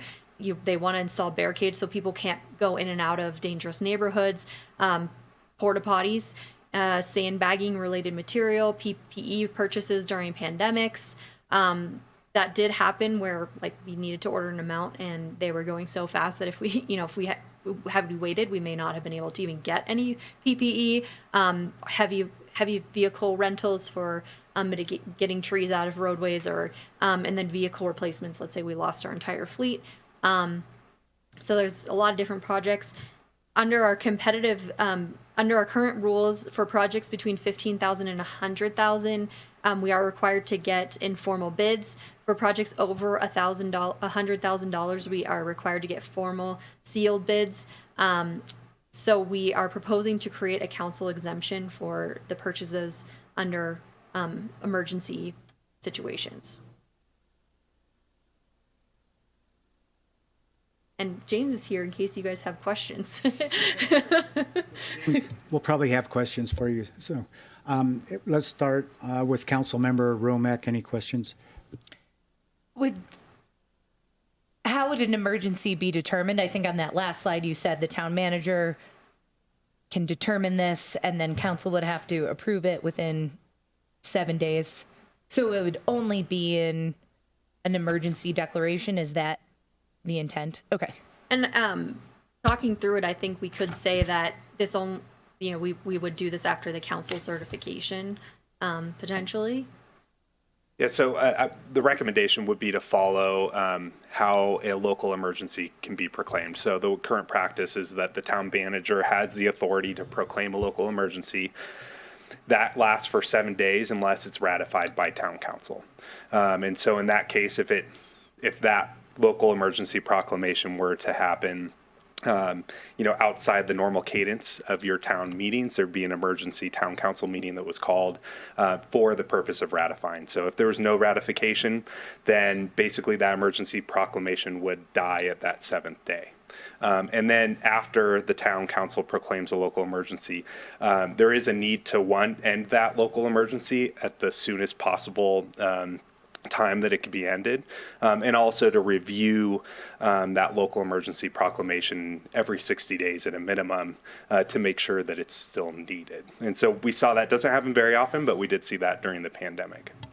So, two other examples of when we've done that. We did declare an emergency when the cyber attack happened, and within that 7 days, we were acquiring some new laptops because we didn't have any computers or anything like that. So that's one fairly recent example. And then I'm fairly certain we did another emergency towards the end of the big winter we had when we were going to have some rain that was on top of all the snow, and we were worried about some roofs caving in. We didn't actually end up going out and do any purchasing because of that, but we did declare that in case there was a need to do that. Yeah, and it's well defined within the municipal code on what a local emergency could be. So it would be following those predetermined parameters that were approved and adopted by council. Like the town manager was stating, it's not necessary that we're in the actual middle of an emergency, but being threatened by an emergency is a condition that could allow for a local proclamation. So storms is a good example. We don't have them quite as much, but like hurricanes, for example, in Florida, very much a case, all those municipalities are proclaiming a local emergency when it's forecasted. Likewise, we could foresee that happening here, where you have series of storms that are coming in, and you already know the situation locally has been impacted by storms, and you have repeated storms in the forecast where you might proclaim a local emergency with the threatening chance of that occurring. And what is being proposed now is it would allow during emergencies, we wouldn't have to follow standard bidding processes.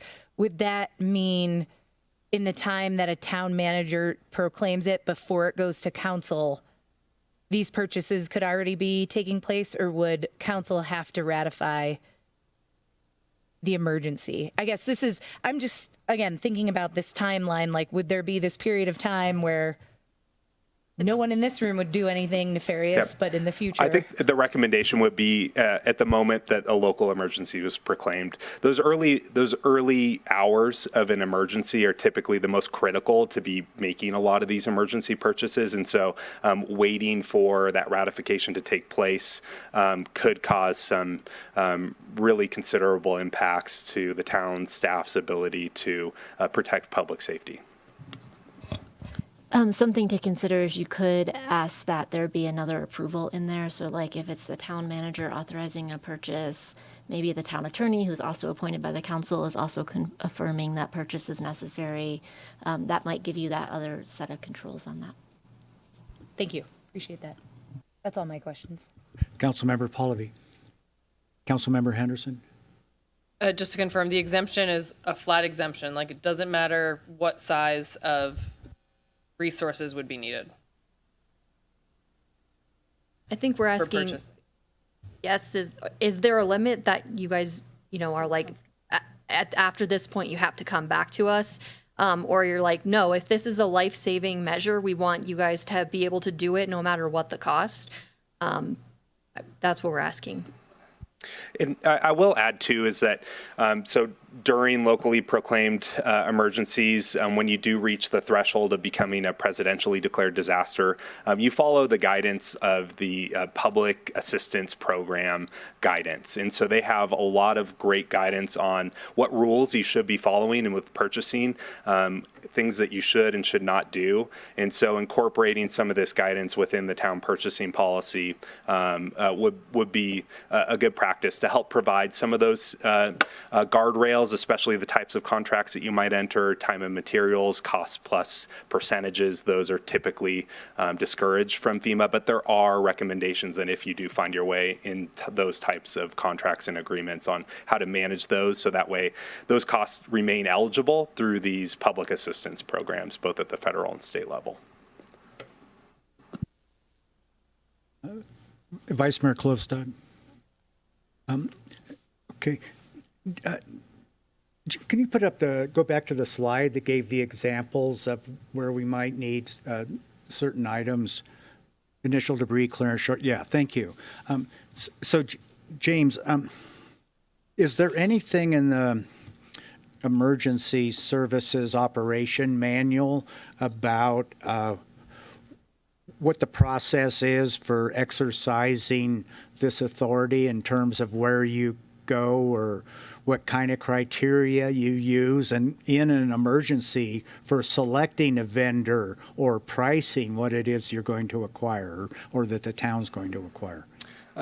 Really, it comes down to reasonableness in the assessment of staff. So when it comes down to capital improvement projects that might be needed, maybe it's initial debris clearance, shoring embankments, those types of projects, we can lean on staff that have expertise in that field, in that type of work of contracting those services, and find out how reasonable that is. Now, how reasonable a cost might be might change in the middle of a disaster where you might need something to occur at 3 o'clock in the morning and you don't have time to wait to be calling every, maybe Reno and all these different contractors to come up. We'd likely be referring to previous contractors that have already established relationships with the town, and we have some sort of metrics to establish how much a cost typically is and have some way to validate how reasonable. So a lot of times when FEMA is looking at these things on cost basis and reimbursement, reasonableness is a very common factor that's being used to assess the costs of emergency expenses. So is there anything in the operations manual? We don't have defined thresholds. It could be so unique. It'd be very difficult to define a cost for any particular thing. Now, a practice that you could take is maybe that there's a certain type of contract that you want to bid out annually where you have standby contractors and they can price out their services. You want them to be very specific on the services that they would be providing in the middle of an emergency. So that could be done to where you have vendor lists pre-established, but you'd want to bid those out frequently, at least annually, to have maintained, which is possible if that was some direction that council would want staff to look into. All right, and then looking at the emergency operations manual, it struck me we already have. Well, I can't tell exactly what the authority is being requested. Essentially, it's being able to avoid purchasing policies in order to authorize the emergency operations director to authorize purchases in any amount. But when I look at the operations manual, it says upon a declaration of a local emergency, we can promulgate or suspend orders and regulations necessary to provide for the protection of life and property. We can require emergency services of any local official or employee. We can requisition necessary personnel and materials from any local department or agency. We can obtain vital supplies and equipment. We can even commandeer the same for public use. So it sounds to me like we don't have to worry about this 3-vendor bidding process if an emergency is declared already. That's correct. So there are emergency powers that come with a locally proclaimed emergency. Also, a emergency proclaimed by the state or a state of war. What this does, if council gives direction for staff to amend these purchasing rules, it helps define these processes to staff to be able to make these decisions, because the powers that are in the municipal code for emergency powers are broad and they're vague. And so adding the specific language on what staff has the authority to do under these conditions allows decision making to occur faster and less delays on whether there's concern that the town is not abiding by the town's purchasing rules. Okay, so you're saying what this does is simply clarify what we're already authorized to do under a proclamation of a local emergency. That's correct, and I don't know if I think more than that, when you're in emergency, you don't want to be figuring out how to do things. You want a process already defined. So the more that we can define a process that we want to follow, just helps us streamline our emergency operations. So yes, we do have the power to make changes to save life and property, but it's a lot easier if we have a more outlined, process already in place. Then we don't have to be thinking about, like, how are we going to do this? Are we doing the right thing? Do we have enough for council? Are we going to be making the public feel like we're violating their due process? I know, Mayor, you have a few more comments, but just want to maybe take us back a little. the impetus of this whole discussion, not just the emergency purchasing, came from the Baker Tilly assessment, and that we don't have very defined and specific financial policies in some cases. So that's what Nikki and team have been working on based on that recommendation, is bolstering the policies, really defining them, and providing as much transparency around them as possible. So this is an area that we thought had some room for improvement, for transparency, for definement. Council, you might really be asking more of a question for your fellow colleagues. This is really a topic of conversation. We're asking if you'd like us to include this to provide that level of detail and specificity. We certainly have some powers, as you outlined, that we can enact in an emergency and kind of muddle through it at that point or figure it out. This would give us that process in place. Okay. What it sounds like to me, and correct me if I'm wrong, and maybe our town attorney can help me here, is we already have the power to bypass purchasing requirements upon the declaration of a local emergency, but we have these other ordinances about the process for getting bids, and we want to clarify that those don't apply upon the promulgation of an emergency. I'm not hearing that we have a process for this emergency procurement. What I'm hearing is we would delegate responsibility for that action to the emergency operations director.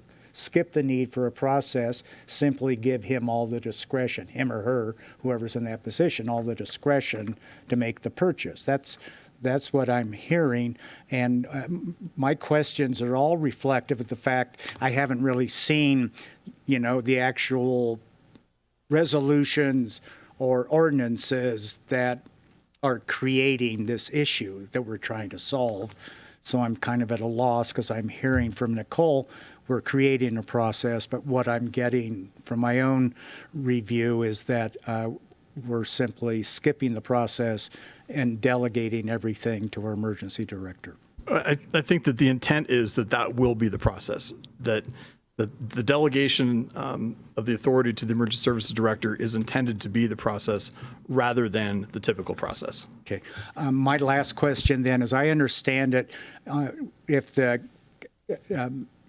town manager declares an emergency, a local emergency, the town council could convene within an hour's time, or not within, that within a minimum of an hour, a council meeting could be held to address the emergency. I'm seeing that in the town's handbook. Is that correct? It is in the handbook. I think the practicality of that being able to happen in terms of a quorum and getting that published is probably not all that practical, especially if we are in a broad townwide emergency, but there is that possibility. Yes. I'm not sure you want to rely on that possibility. The law allows us to meet on as short a notice as 1 hour. Okay, thank you. Those are all my questions. I did have one more comment too that I want to relay. So when FEMA, as someone who's navigated through the public assistance program for reimbursement on projects for emergency expenses during a declared disaster, FEMA asks for policies, purchasing policies, financial policies of the organization, and reviews those. And to make sure that those costs are eligible for reimbursement, not only are they making sure that that agency is abiding by all the federal rules and regulations, but they're also making sure that all the agency's policies and financial policies are being abided to. So defining this within our purchasing policy really helps create that clarity to FEMA and avoids that headache on justifying and explaining a lot of additional information that they'll request to help navigate, which can be very complicated and not always successful. So what's your recommendation on whether we include in direction for development of a rule that the director of emergency services be required to comply with the FEMA reimbursement requirements? So there's a very important caveat. So with FEMA regulations, you can't put anything in there that any activities are like contingent on FEMA reimbursement.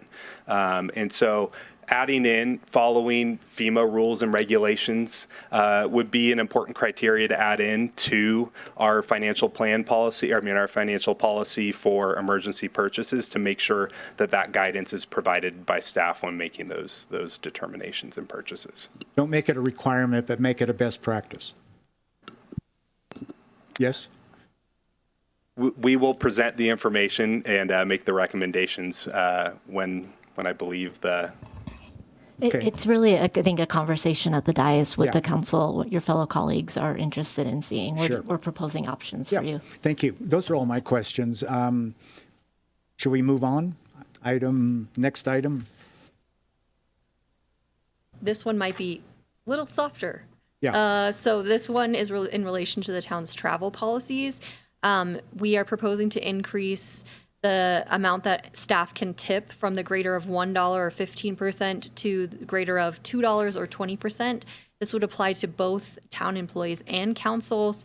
Council could help us define what we are allowed to tip on. I think right now it basically says meals, Ubers, taxi rides. It does say sky caps, which I don't think exist anymore, so we could probably refine that as well. And, what else does council feel that staff should be tipping service people for?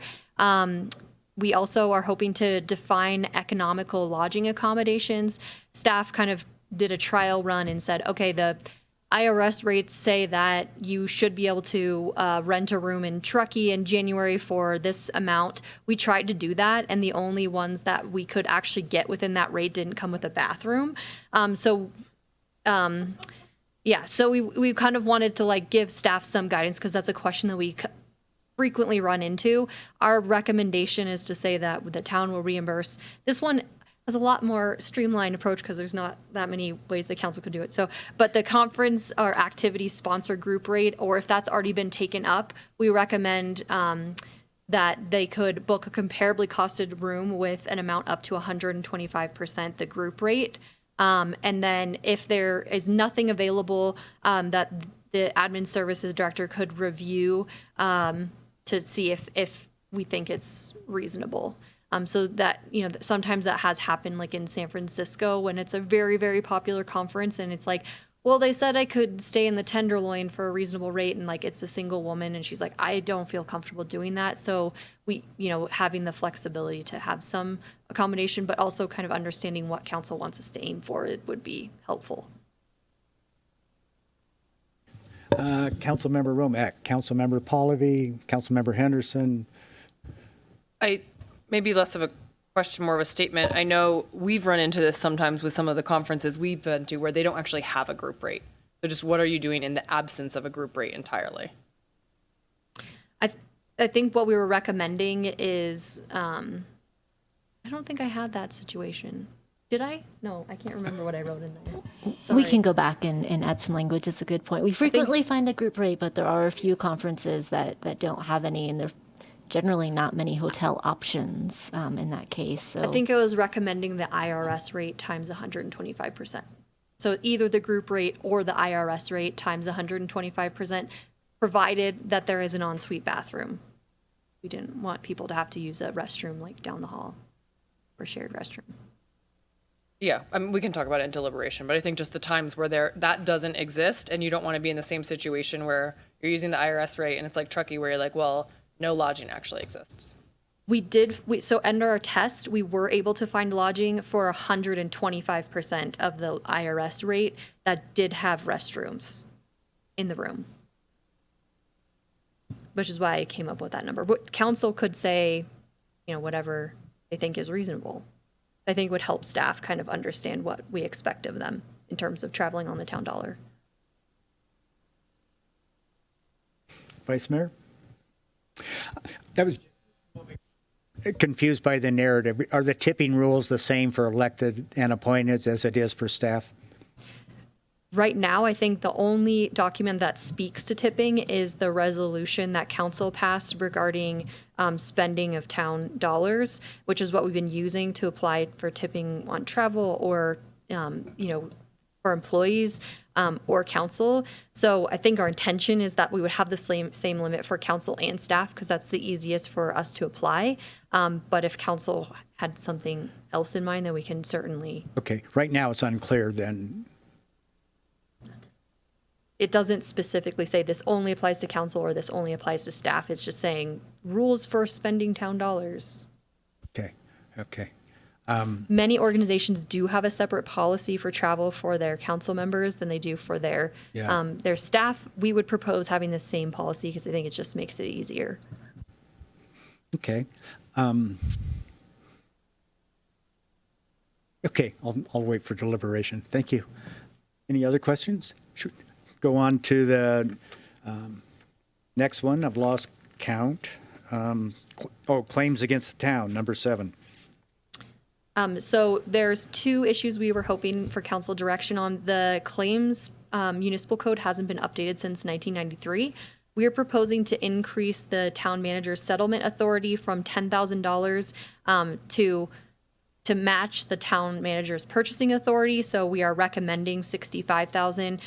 If council picked a different purchase authority limit, we would suggest just tying it to that to make it more consistent and across the board. And then we're also proposing to remove the in-house investigation requirement. Right now, our municipal code requires that we investigate any claims that occur under a certain dollar threshold of $10,000, and then that we can use an outside investigator above that limit.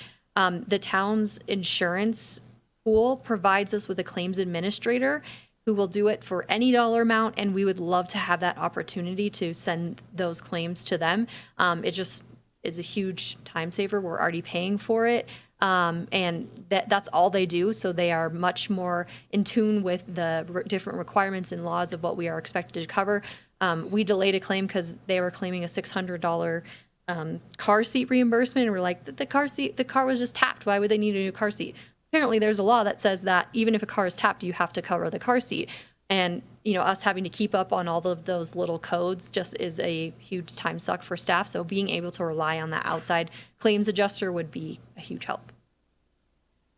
We'll start with Councilmember Pallavi, Councilmember Henderson, Councilmember Romack, Vice Mayor Klofstad. And I don't have any questions either. Proposal 2, remove in-house investigation requirement. That's because we have someone else better to do it. Yeah, okay. Should we go on to? And what we're suggesting is that we just take out the requirement that we, Yes. we give staff the opportunity to use in-house or outside. Thank you, Nicole. And so number 8 is in-house we just did that. Next one's capitalization threshold. So these recommendations are based on guidance from CSMFO, which is a statewide finance organization, and then survey data. So we are proposing, right now there's just a flat threshold of a useful life of 1 year and a value of more than $5,000. I don't believe this one has been changed in more than 10 years. So we are actually recommending to go with best practices, which has thresholds for different types of assets. So we would say equipment with a value of $10,000 or more, vehicle value of $25,000 or more, building or land $50,000 or more, infrastructure value of $100,000 or more. And then once an asset is booked, it would remain on the books until sold or surplused, with one caveat. If in the future we were to again increase our threshold, because we realize, based on whatever guidance that we really need to increase it, we could say any assets that we capitalized before this increase that are now below the threshold, we're just going to write those off in that year. We are able to do that based under government accounting standards. So if we adopt these thresholds and we have vehicles that we capitalize at $15,000, we could write those off regardless of where they were in the depreciation process. Thank you, Nicole. Councilmember Romack, Councilmember Pallavi, Councilmember Henderson, Vice Mayor Klofstad. Okay, let's move on to number 10, the last one, grant applications. There just isn't a threshold that we've established, and it's a question we get a lot in finance. So we just are proposing to align that again with our purchasing threshold authority at what's proposed at 65,000, just to make it clear for staff on when they need to go to council to get approval to apply for a grant and when they can just apply for the grant. Obviously, some grants do have requirements that you go to council, and if there was a requirement, even if it was below the threshold, staff would still have to come to council for those, but just creating a more clear process for those grant activities. I did have a question on this one. You do have a question? Councilmember Pallaby, let's start with you. I was under the assumption that you only ever came to us with grant approvals, A, when there was that requirement, you know, that you need like council support, or B, after the grant was already done. Like, you never come to us before you apply for a grant and say, we're going to go apply for a grant for $250,000. Are you guys okay with that? Like, the grant's already done. So We get why that would we question say a lot. no? Because you've already invested all this work in it. So if you're going to do this, either do it on the front end or align it with the work plan or do something, but it feels sort of like a moot point because we're approving something that you've already worked on. So I think why we're would we trying to say give no? you a chance to weigh in before we apply. Where right now there isn't a process. We don't have that defined of when we would come in advance unless it's required. So in this case, if you went with this, if there was a grant that we were applying for that was over like 250,000, maybe it didn't require a council resolution, we could come to you in advance. So you could say, yes, we think that's worth spending the time to apply for that grant. And if we get the money, we know that we're moving in that direction. Or you could say, no, that's not in our work plan. We're not going to prioritize the effort, and we wouldn't go through the grant writing process. Whereas right now, we're just writing them when we think there's projects that meet them. So this is trying to give you some of that input in advance. I think that's what you're asking for. The dollar amount is. I don't think I asked for it. I'm I think just that's what asking your for the question- clarity. yeah. Yeah. Sorry, that's what No, your that's question I okay. think was leading to. Yeah. I guess the question for us is like, do we even care? Like, are we trusting staff with the work plan or not? And if it's aligned with the work plan, why do we need to approve a grant or not? But we can discuss that ourselves. Okay.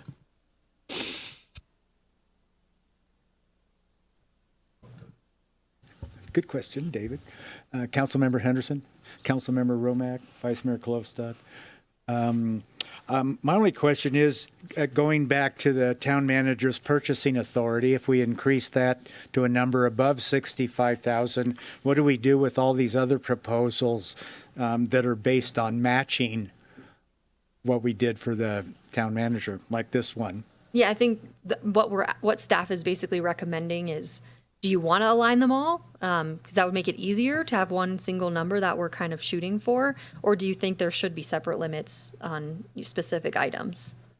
It's okay if you want separate limits, and that would be Yeah. direction you could give us tonight. That would be direction you could give us when we come back. If you can't get through that all tonight, that's fine too. The recommendation is to align from a simplicity, efficiency perspective, but they don't have to be. Okay. Public comment. Is there any public comment on any of these 10 different issues wrapped into one agenda item? Seeing none, let's come back to council for deliberation. Should we not rip through them, should we efficiently proceed through them in series? I heard a yes. Who wants to start on item 1, the first one, which was Uncollectible debt uncollectible limits. debts? Does it go forth? Yes. It's go forth. Yes, comfortable is the language that's used in staff's question, and I believe we are comfortable. Okay, purchasing rules. And I think it really comes back to the vice mayor's question about whether we want to, I think, go above 65,000. That was your concern. Whether 65 is too low, given how often we might exceed it, except we don't know how often we exceed it, and then how much staff time would be required to give us an idea. So as a public agency service member, I deal with this all the time. And it can be really challenging, and you end up sometimes, having to really you have to compromise on something. And it's either the choices or opportunities that you have, or the path, or dividing something up. And the more efficient our staff can be at bringing a problem to solution with a contract that is efficient, it is in service to our constituents and to the town. So I work within a $50,000 limit, and right now we bump up against that quite a bit at the school district. And so I really think that 65,000 is going to get us a little further along, but not far enough to be as efficient and effective as I think our staff can be empowered to. I would recommend the $75,000 level.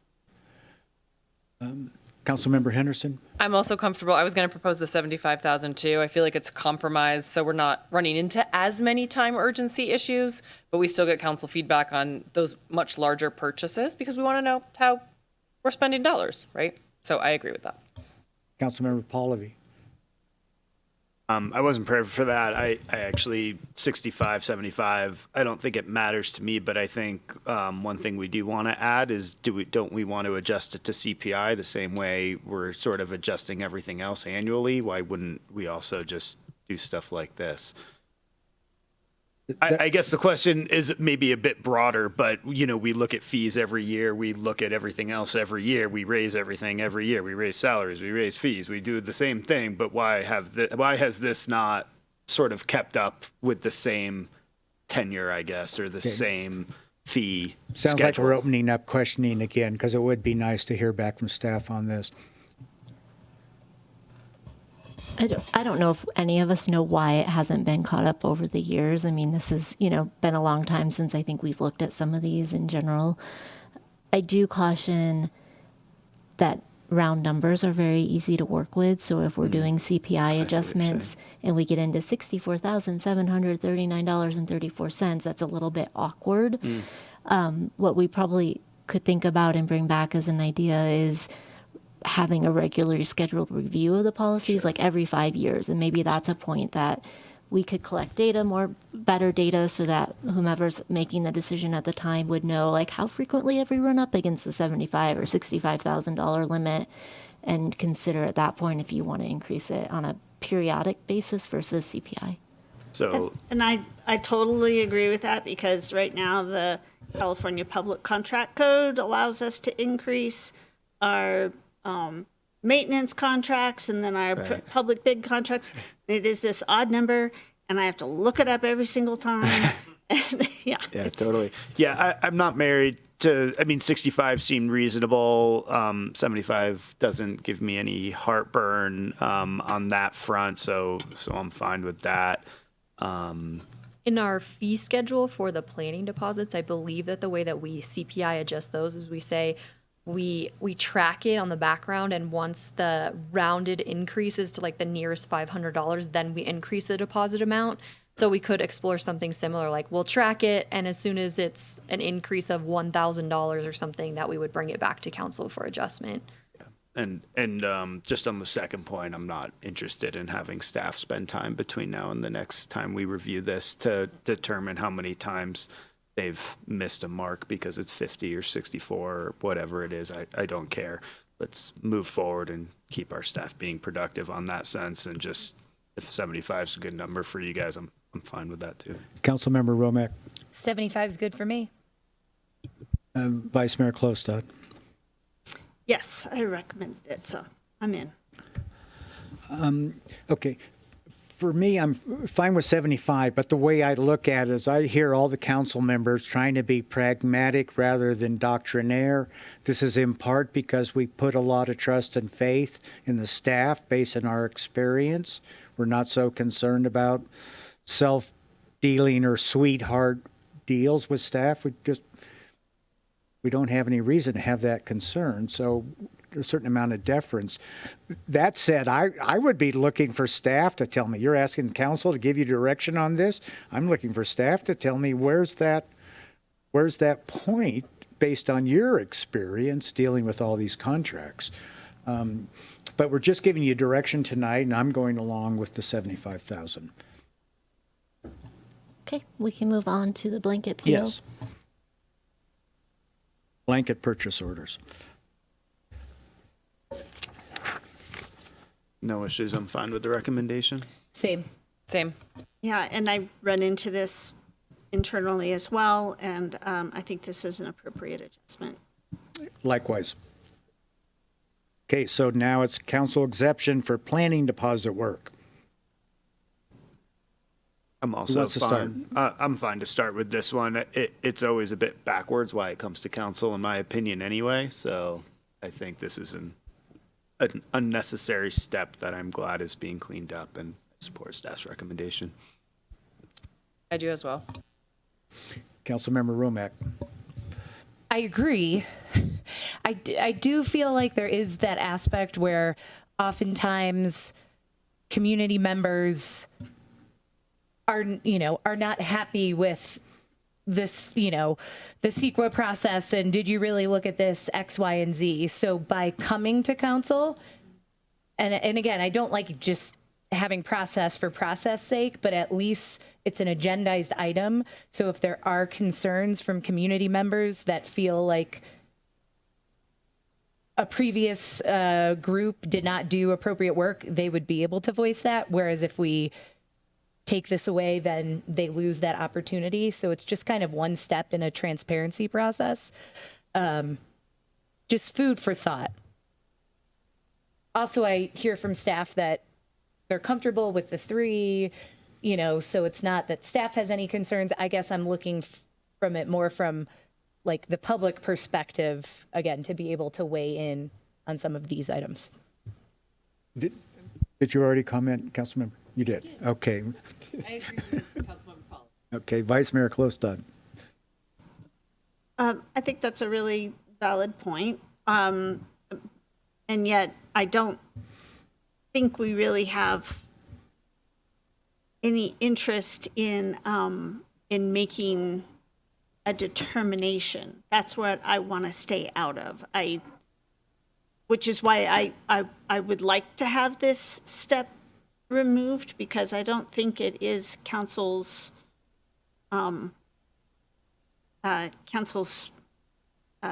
position to determine who the consultant is. So I that's what makes it a little bit muddy for me, because it makes it look like we are approving this one in particular. So I think the process that staff has presented is reasonable.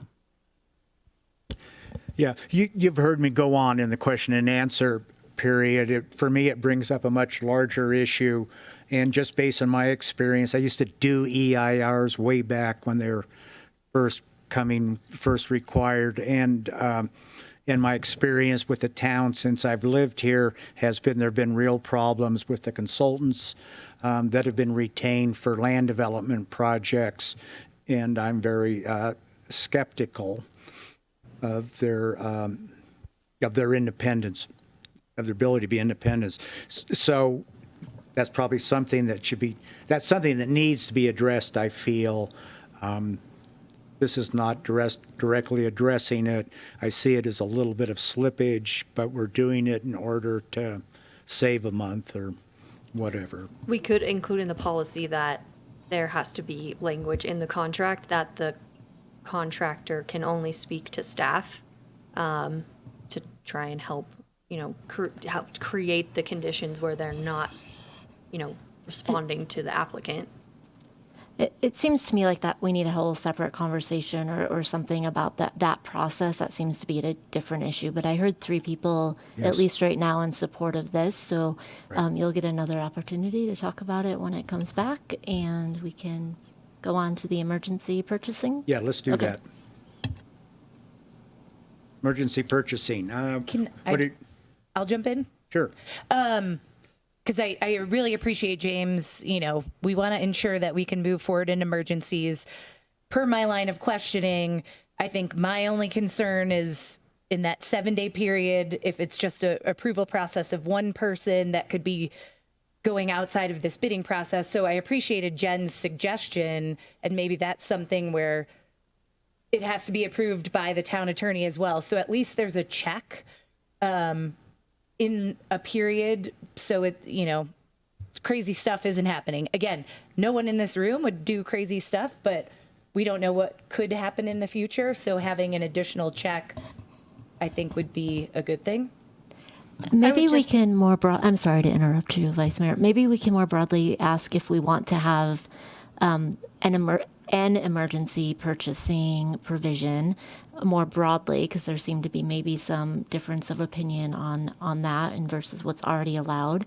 So maybe that's a good first question. And then if the answer were yes, I think that's good feedback that we can go back and depending on what your other council members say, but we might be a little bit ahead of the broader question first. Councilmember Pallavi, what else? How do you? I would like to jump in. Jump in. I do think that that's a good addition. I would just want to make sure that we have a delegate, because we have a delegate for the town, or the town manager can delegate that authority. We need to make sure that if we're going to put this second authority level in, that the town attorney can delegate that as well. That would be my only. Procurements in this town, there's no designated procurement officer, correct? It's all done by the individual departments? That is correct. We have decentralized purchasing. Technically, the admin services director is ultimately responsible for ensuring that we comply with our purchasing rules. Okay. Thank you. Councilmember Henderson, what are your thoughts? I'm yes for emergency purchasing. So to Jen's first question, I'm a yes, definite. And I had the same comment. Town attorney is great, but what happens if you're out of town and you miss the big emergency? We're going to need some sort of redundancy there. Yeah, I don't know. I don't have anyone to delegate to.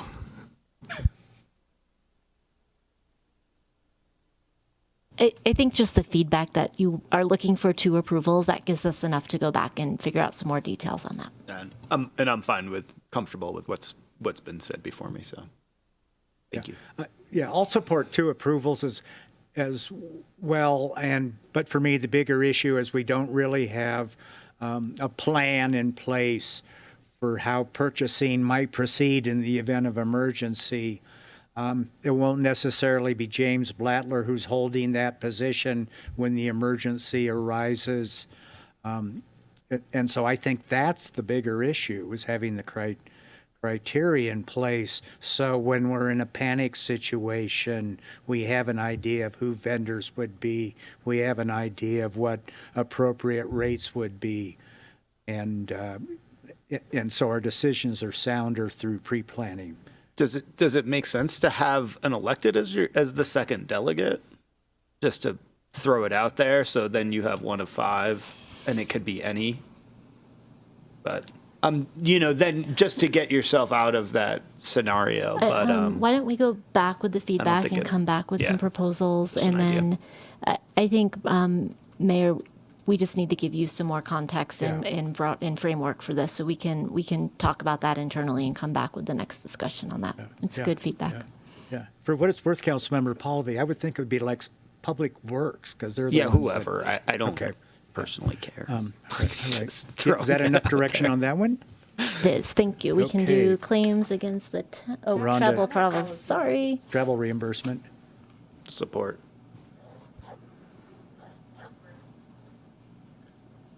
I support it. I think just I would like to see some language added in for when there isn't a specific conference or activity sponsor group rate. And I know we've had a specific example. We've run into this with Yosemite policymakers, which several of us have been to. And there have been times when they have not had group rates, even at 125% of that IRS per diem for higher California cities. Like, that's probably going to be challenging. So some sort of language for remote conferences with few hotels, I don't know what the exact answer is, but some sort of language for when you don't have that group rate. we'll work through some language to offer in the next conversation on that. Vice Mayor? Support. Okay, Councilmember Henderson's observations brings up a question for me. Are municipalities not able to just piggyback on state rates, on state government rates? They aren't published. So I think there is a program that we can opt into where we would book all of our travel through that, and then we can get the state rates. But from my research, they weren't published rates. They all defer back to the IRS guidance on the rates. Okay. Yeah, I support the recommendation, but I can't help but observe after being in state service for so long, travel reimbursement was a crazy game, and especially when you went to San Francisco. It's so interesting to see that remains the prime example for employees being undercompensated when they try to stay in San Francisco, and then all the machinations that go on to come out even. Well, I think we heard some consensus. We can dive a little bit more into state rates and see if we can get any more information on that, just a little bit. But otherwise, it seems like we're fairly comfortable with this, and we'll work on some language for those more remote conferences that have less hotel options and maybe not room rates, and noodle through that a little bit more. Yeah. Let me check with all the council members. Staff indicated that they felt tipping should be the same for elected and appointees as for staff. I'm glad to hear that from staff, but I don't know, does anyone here disagree with that? No. Okay. Did you get that? Okay. Did. I think next is the claims process. Yes. And settlement authority. Support. You want 65 or 75? The proposal's fine. 65. Okay. Did you get all that direction? Are we okay with removing in-house investigations? Okay. Yes. I believe so. Yeah. Last one is capitalization threshold. Next to last? Nope, second next to last, yeah. Okay. Support. And when... Yeah, I'm going to go with staff's recommendation on this one. You guys are knee deep in your financial assessments and what we can depreciate, what we can, do on this. So whatever, I'll take your professional recommendation since I'm not a CPA. Agreed. Agreed.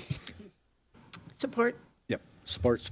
Okay, last one now, Nikki. This is the grant application process. Let's go back, Councilmember Pallavi. I think the first question we might want to answer is, does council want to have a requirement that grants come to them at all unless there's a requirement from the granting agency? So I'll give my opinion, and that would be to place this at $100,000 and say yes for a couple of reasons. And I think there's been some issues in the past few years where we've seen some of the push and pull on this with regards to Trout Creek CIP project or the railroad, overhead railroad crossing project, right? These were sort of grant applications that were opportunistic. We were awarded them and then quickly bumped out other CIPs that some of us had our eyes on in more of the near term based on a resource perspective. So to me, by popping it up to 100,000, that feels a little more CIP-ish rather than sub 100,000, which is maybe generally going to be more programmatic. And it doesn't seem like too much to ask to pop this in there. So I think because what it will also help us do is put council's head in a place of, yeah, we all agreed we were going to apply for that grant. And and then it would sort of eliminate maybe some of the more challenging, I think all of our challenging discussions in budget have come from grants that we were all like, oh yeah, good idea. But oh wait, we didn't realize what that was going to do on the back end, right? And so to me, maybe that helps solve that problem? Maybe just to add on to that, what it might help solve is, for example, this council may approve applying for a grant, but we may not actually get awarded the grant until there's the next council, and it's very clear to the next council that was approved and moved forward by the policymakers. So that might help staff in terms of explaining why that project has moved up in a priority. Does that random out of air 100,000 feel right, wrong, or indifferent to staff in any way? I think it's a great starting point, and we can always refine as we. Yeah, I think at this point, since we have nothing, that's better. Yeah. So at $100,000, it would not, if it's under 100,000, you wouldn't need to bring it to council. Unless the grant requires it. Of course. Yeah. Yes, just read that. And you would be bringing it to council prior to kind of even staff working on it, really, or at least, maybe there's 25% of work that's been done, but prior to 100% completion, you're going to bring it to council. I think that's more important to me, is also the timing of when it comes to council. It would be before submitting, so there's probably work done in terms of understanding what the grant is. Do we really have a qualifying project? There's going to be some, which is what you were getting at. Yeah, but before 25. submitting to the granting agency, it would come to council. And before spending 100% of the time to get to basically submittal, I guess is also what I'm trying to say. Like prior to 50% of work being done, whatever. You can dive it into the policy. What does Councilmember Romack I think you guys understand where I'm. Just what I'm trying to create. Yes. I understand. I appreciate, Jen, your addition. I think comfort with this could mean it could go on consent. I don't think we need to confirm that this would have to go as a discussion item all the time. So, because that way make it easier for staff if it's like, hey, this seems like something council is aligned with. My only hesitation with this is I know sometimes grant deadlines are they're fast and furious. So that I am hesitant about that. I would rather not put this restriction on staff if it's something that fits within our work plan, and I don't see staff pursuing grants that don't fit within our work plan. However, your caveat about giving authority for to future councils makes some sense. So that's just my feedback. I don't think I've actually I've landed on one side of that or the other. Just initially, my inclination was I don't want this restriction. But if we are going to do this, I definitely don't want a restriction of staff can only work on a certain amount of it, because if the deadline, deadlines you don't get to change those. And so if staff has to do 95% of the work before the town council meeting in order to meet that deadline that's going to be right after the town council meeting, I don't want to restrict that.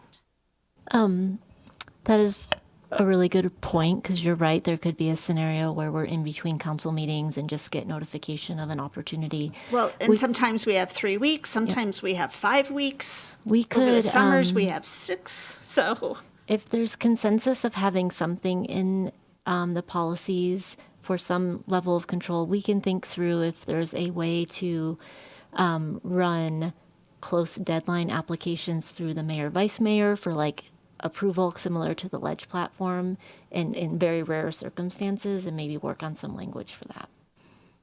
Okay, and then there's a ratification afterwards, because you can always pull an application once you've submitted it, but you don't want to decline the money once it's awarded, right? Those are two very different And I think things. that's kind of the crux of what I'm trying to get at, and I totally agree with you. And I also think that's sort of where that $100,000, I think some of those smaller amounts can be faster turnaround times too. But honestly, you never right know. now you can't get much for $100,000. So most of the grants are going to be more than that. No, So they're all yeah. going to fall into this Yeah. category, unless we want to push it to 200 or 250. 250,000, Yeah. and then there might be Yeah. some grants that you're going to apply for. I'm perfectly comfortable with the legislative platform, version of that too, should that need arise, as a backup. I don't have any issues Yeah, with we that. can craft language that you can consider during the next discussion. Thank you. I agree with the vice mayor.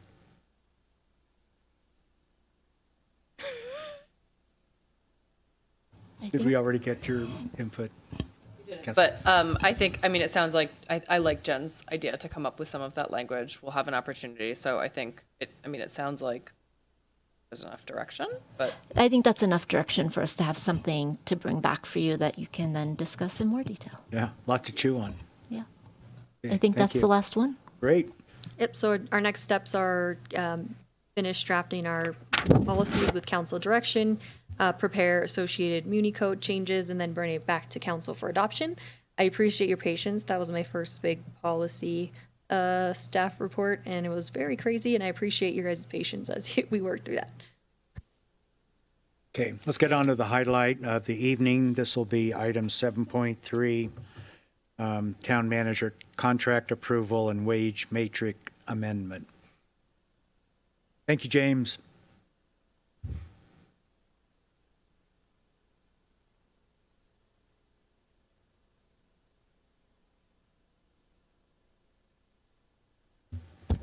All right, honorable mayor and council members, I have the honor of presenting Jen's amended contract.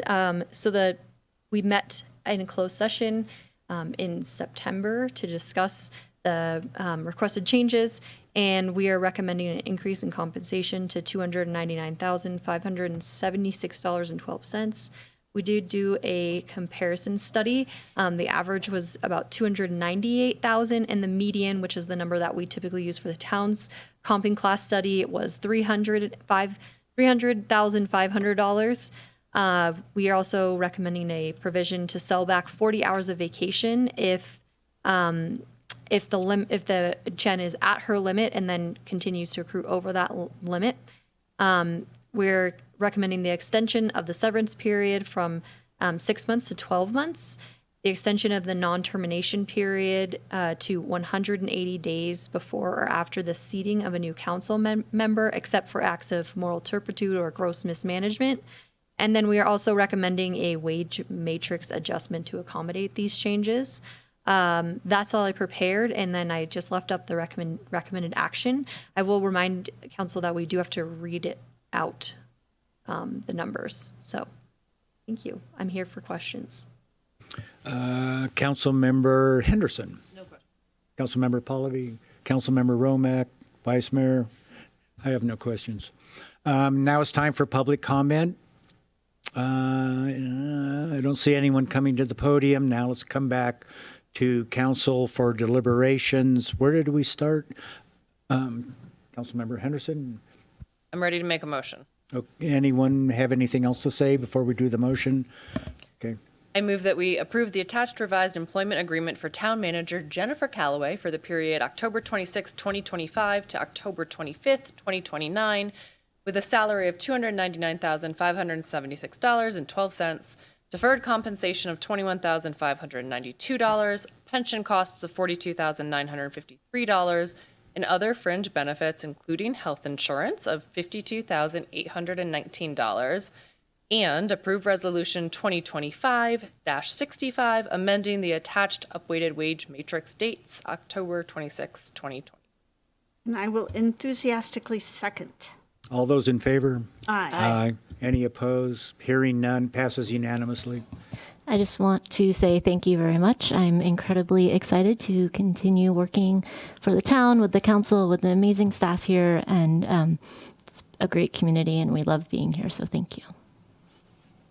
Thank you for making that the quickest agenda item we've had in a very long time. And so now we can go on to council reports. Why don't we start with Councilmember Romack? She's wide awake and ready to go. Attended the Chamber of Commerce Awards, I think with many of you. Fantastic event and great to see all the winners. Attended the Chamber of Commerce board meeting today, provided some updates to them. They talked through the Chamber Awards a little bit. They said there was 100 more people there this year than last year. And they know there were challenges with food, so they'll work on that for future years. But a great event, great organization, so kudos to all of them. Also had the pleasure last week of attending the League of California Cities annual conference in Long Beach. It was a great event. Attended some great sessions, including one on small cities. So it was all for cities under 30,000 folks. Talked a lot about a real estate transfer tax, how that is a big revenue source for some smaller jurisdictions. So I just thought that was interesting. Also attended a great one on childcare as infrastructure, and the mayor of West Hollywood, a council member from San Jose, and a few others on the panel. And one of them made the comment of, we think of bridges and roads are infrastructure you need to get to work. You need childcare to get to work, so that should be considered critical infrastructure as well. So I thought that was really interesting. I know we have highlighted it in our general plan, and we've talked about opportunities in our community as well. So good to just be thinking about ways to continue to look at that. There was another great session on how to run effective council meetings. I think everyone I've seen up here on the dais does a pretty fantastic job, but a good reminder of always, running through the rules, like Mayor, you did today on the appeal process and things like that, of really setting expectations for folks. They also, all the people on the panel recommended cut people off at 3 minutes. They said that is the key, because once you start letting one person talk, it's hard to take it back. So I thought that was good feedback. And then also attended a good session on STRs, and we are leaps and bounds ahead of other jurisdictions. Some are just starting to form theirs now, but just interesting to hear kind of what some other jurisdictions are working on. Also, as you all know from conferences, just the chatter with other folks in the hallways, and people were amazed with our public art master plan. Was talking with some folks, and they were really excited. How did you do that? And talked about the pact and things like that. So it's always great to just share the stories of Truckee as well. So that was it for me. Councilmember Henderson, thank you. Yes, yeah. Okay, mine's a little bit longer tonight. I had a LAFCO meeting 2 days after our last council meeting, and at that meeting, the commission approved the Truckee Fire Protection District's annexation of 124 acres up near the Alpenglow Timber Project. This is a busy week for me, so this is a little bit more of a preview, but tomorrow I have my quarterly Hazardous and Solid Waste Commission down in Nevada City. On Thursday, I will be back down in Nevada City because I have another LAFCO meeting. It's expected to be a 6.5-hour meeting, so I will have some updates for you all, hopefully. And just of note to our region, I know I just got the eyes, right? It's going to be a long day. The commission will be considering a contract with Plan West Partners to prepare updates to the municipal service reviews and sphere of influence plans for 3 Eastern County agencies, including the town of Truckee, the Public Utility District, and Truckee Sanitary District. I'm headed to the CalLAFCO annual meeting in San Diego next week. I'll be there October 22nd to 24th. As a relatively new commissioner, it'll be really, really, I think, informative, and I'll learn a lot in that. Other things this week, I feel like I have to share this one. Truckee Elementary School's walkathon is this Friday, so even if you don't have a kid at the school, it's really fun to stop by for 10 minutes and cheer those kiddos on as they do their laps, or better yet, sponsor a kiddo, because they're raising money for their classrooms. And then I have one last big update, and this is probably my biggest one, actually. I'm really excited to share that I'm building a nonpartisan coalition of elected officials that represent rural communities at the local city and town level. It's focused on delivering real results for our rural communities. As of tonight, the coalition stretches from Portola to Mammoth Lakes to Bishop, from Tahoe down into the foothills. And we're really doing this because no matter where an individual elected official or their constituents are on the political spectrum, we face so many of the same issues: catastrophic wildfire risk, skyrocketing insurance costs or no insurance at all, crumbling forest health, water infrastructure that's decades behind, housing shortages driving out our working families. And we really are stronger together. It's not about party politics. It's about rural communities having a unified voice that really is powerful enough to move mountains in Sacramento and in Washington. So we're going to be focusing on coordinating advocacy on shared priorities, sharing best practices and policies so none of our communities have to start from ground zero. We don't have to reinvent the wheel, amplifying our voices, building relationships across different communities and across political ideologies so we can deliver wins and real results for our communities. And I'm really thrilled. Our first meeting is coming up on October 30th. So I'll have some news for you after we kick off our first one.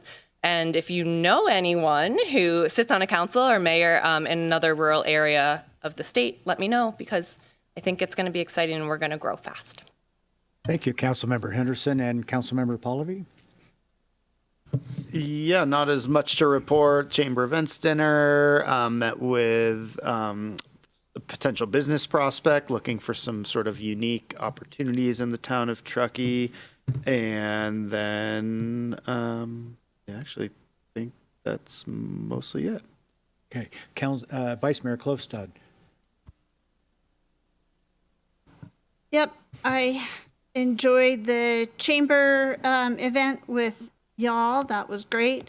And then probably the most important, Climate Transformation Alliance quarterly meeting was last week. We had a great panel on, we had a very sobering presentation from, I'm blanking on his name. I was trying to look it up before we got on here. Dr. something or another, who did the the California State 5th Climate Adaptation update. And it was very sobering. And I know it's been a long time since we heard the presentation on our own projections for our own area. And so this is the update to that. And it was, it hasn't gotten any better. And then a great panel on the differing aspects and focus areas of wildfire mitigation and management, which was very timely and representative. And our Truckee Fire Department, I have to say, did an outstanding job presenting on what all that Measure T is doing locally, and is really the envy of many local jurisdictions, or not just local jurisdictions, state jurisdictions in fire management. And then participated in the CTA strategic planning session the week before. So we'll have some updates coming in the future, but we're looking at what's the next evolution and the opportunities for growth and focus for the Climate Transformation Alliance, and primarily how we're going to establish a path to self-sufficiency and try to support projects and programs more locally financially. So lots of exciting opportunities to come. Okay, I attended the Truckee River Basin Watershed Group, where we received an update on reservoir river flows, weather forecasts, and then a credit water issue with the Pyramid Lake Pyramid Tribe having to do with the use of stored water for environmental protection and recreational use of the reservoirs and rivers. Attended the Nevada County Economic Summit down in Grass Valley, where I represented the town, presenting addressing economic development in the town and housing initiatives. So I described the river revitalization program on economic development, and then went through all our many housing initiatives here in Truckee, and it kind of made us stand out. And most of the credit goes to the staff for what I was able to tout. Attended the Chamber Awards with the rest of you, attended the Housing Action Coalition Chairman's meeting, and then there was also a THAC Coalition public meeting that addressed the issues that Danny raised, that resulted in the decisions or recommendations that Danny described. Participated in a Prosser Firewise meeting where I was planning for the 3-year action plan update. Attended Truckee River Legacy Foundation meeting where we discussed managed access and trails along the river.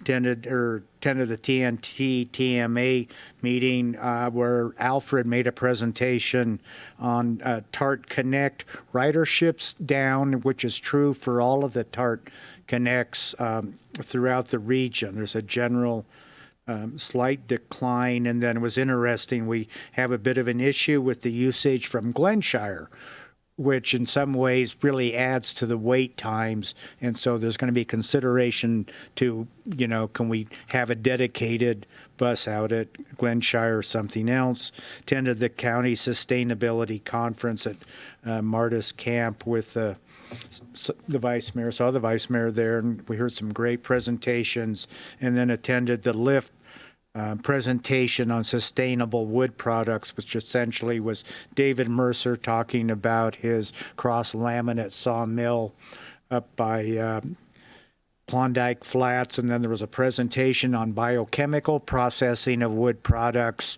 that generate various forms of commercial products. And then finally, a consultant discussed how to best finance thinning operations, which again is how do you use all those different products to make the thinning pay for itself. And that's it. So we have a closed session coming up here. Do I need to say what we're going into closed session on? Yes, please.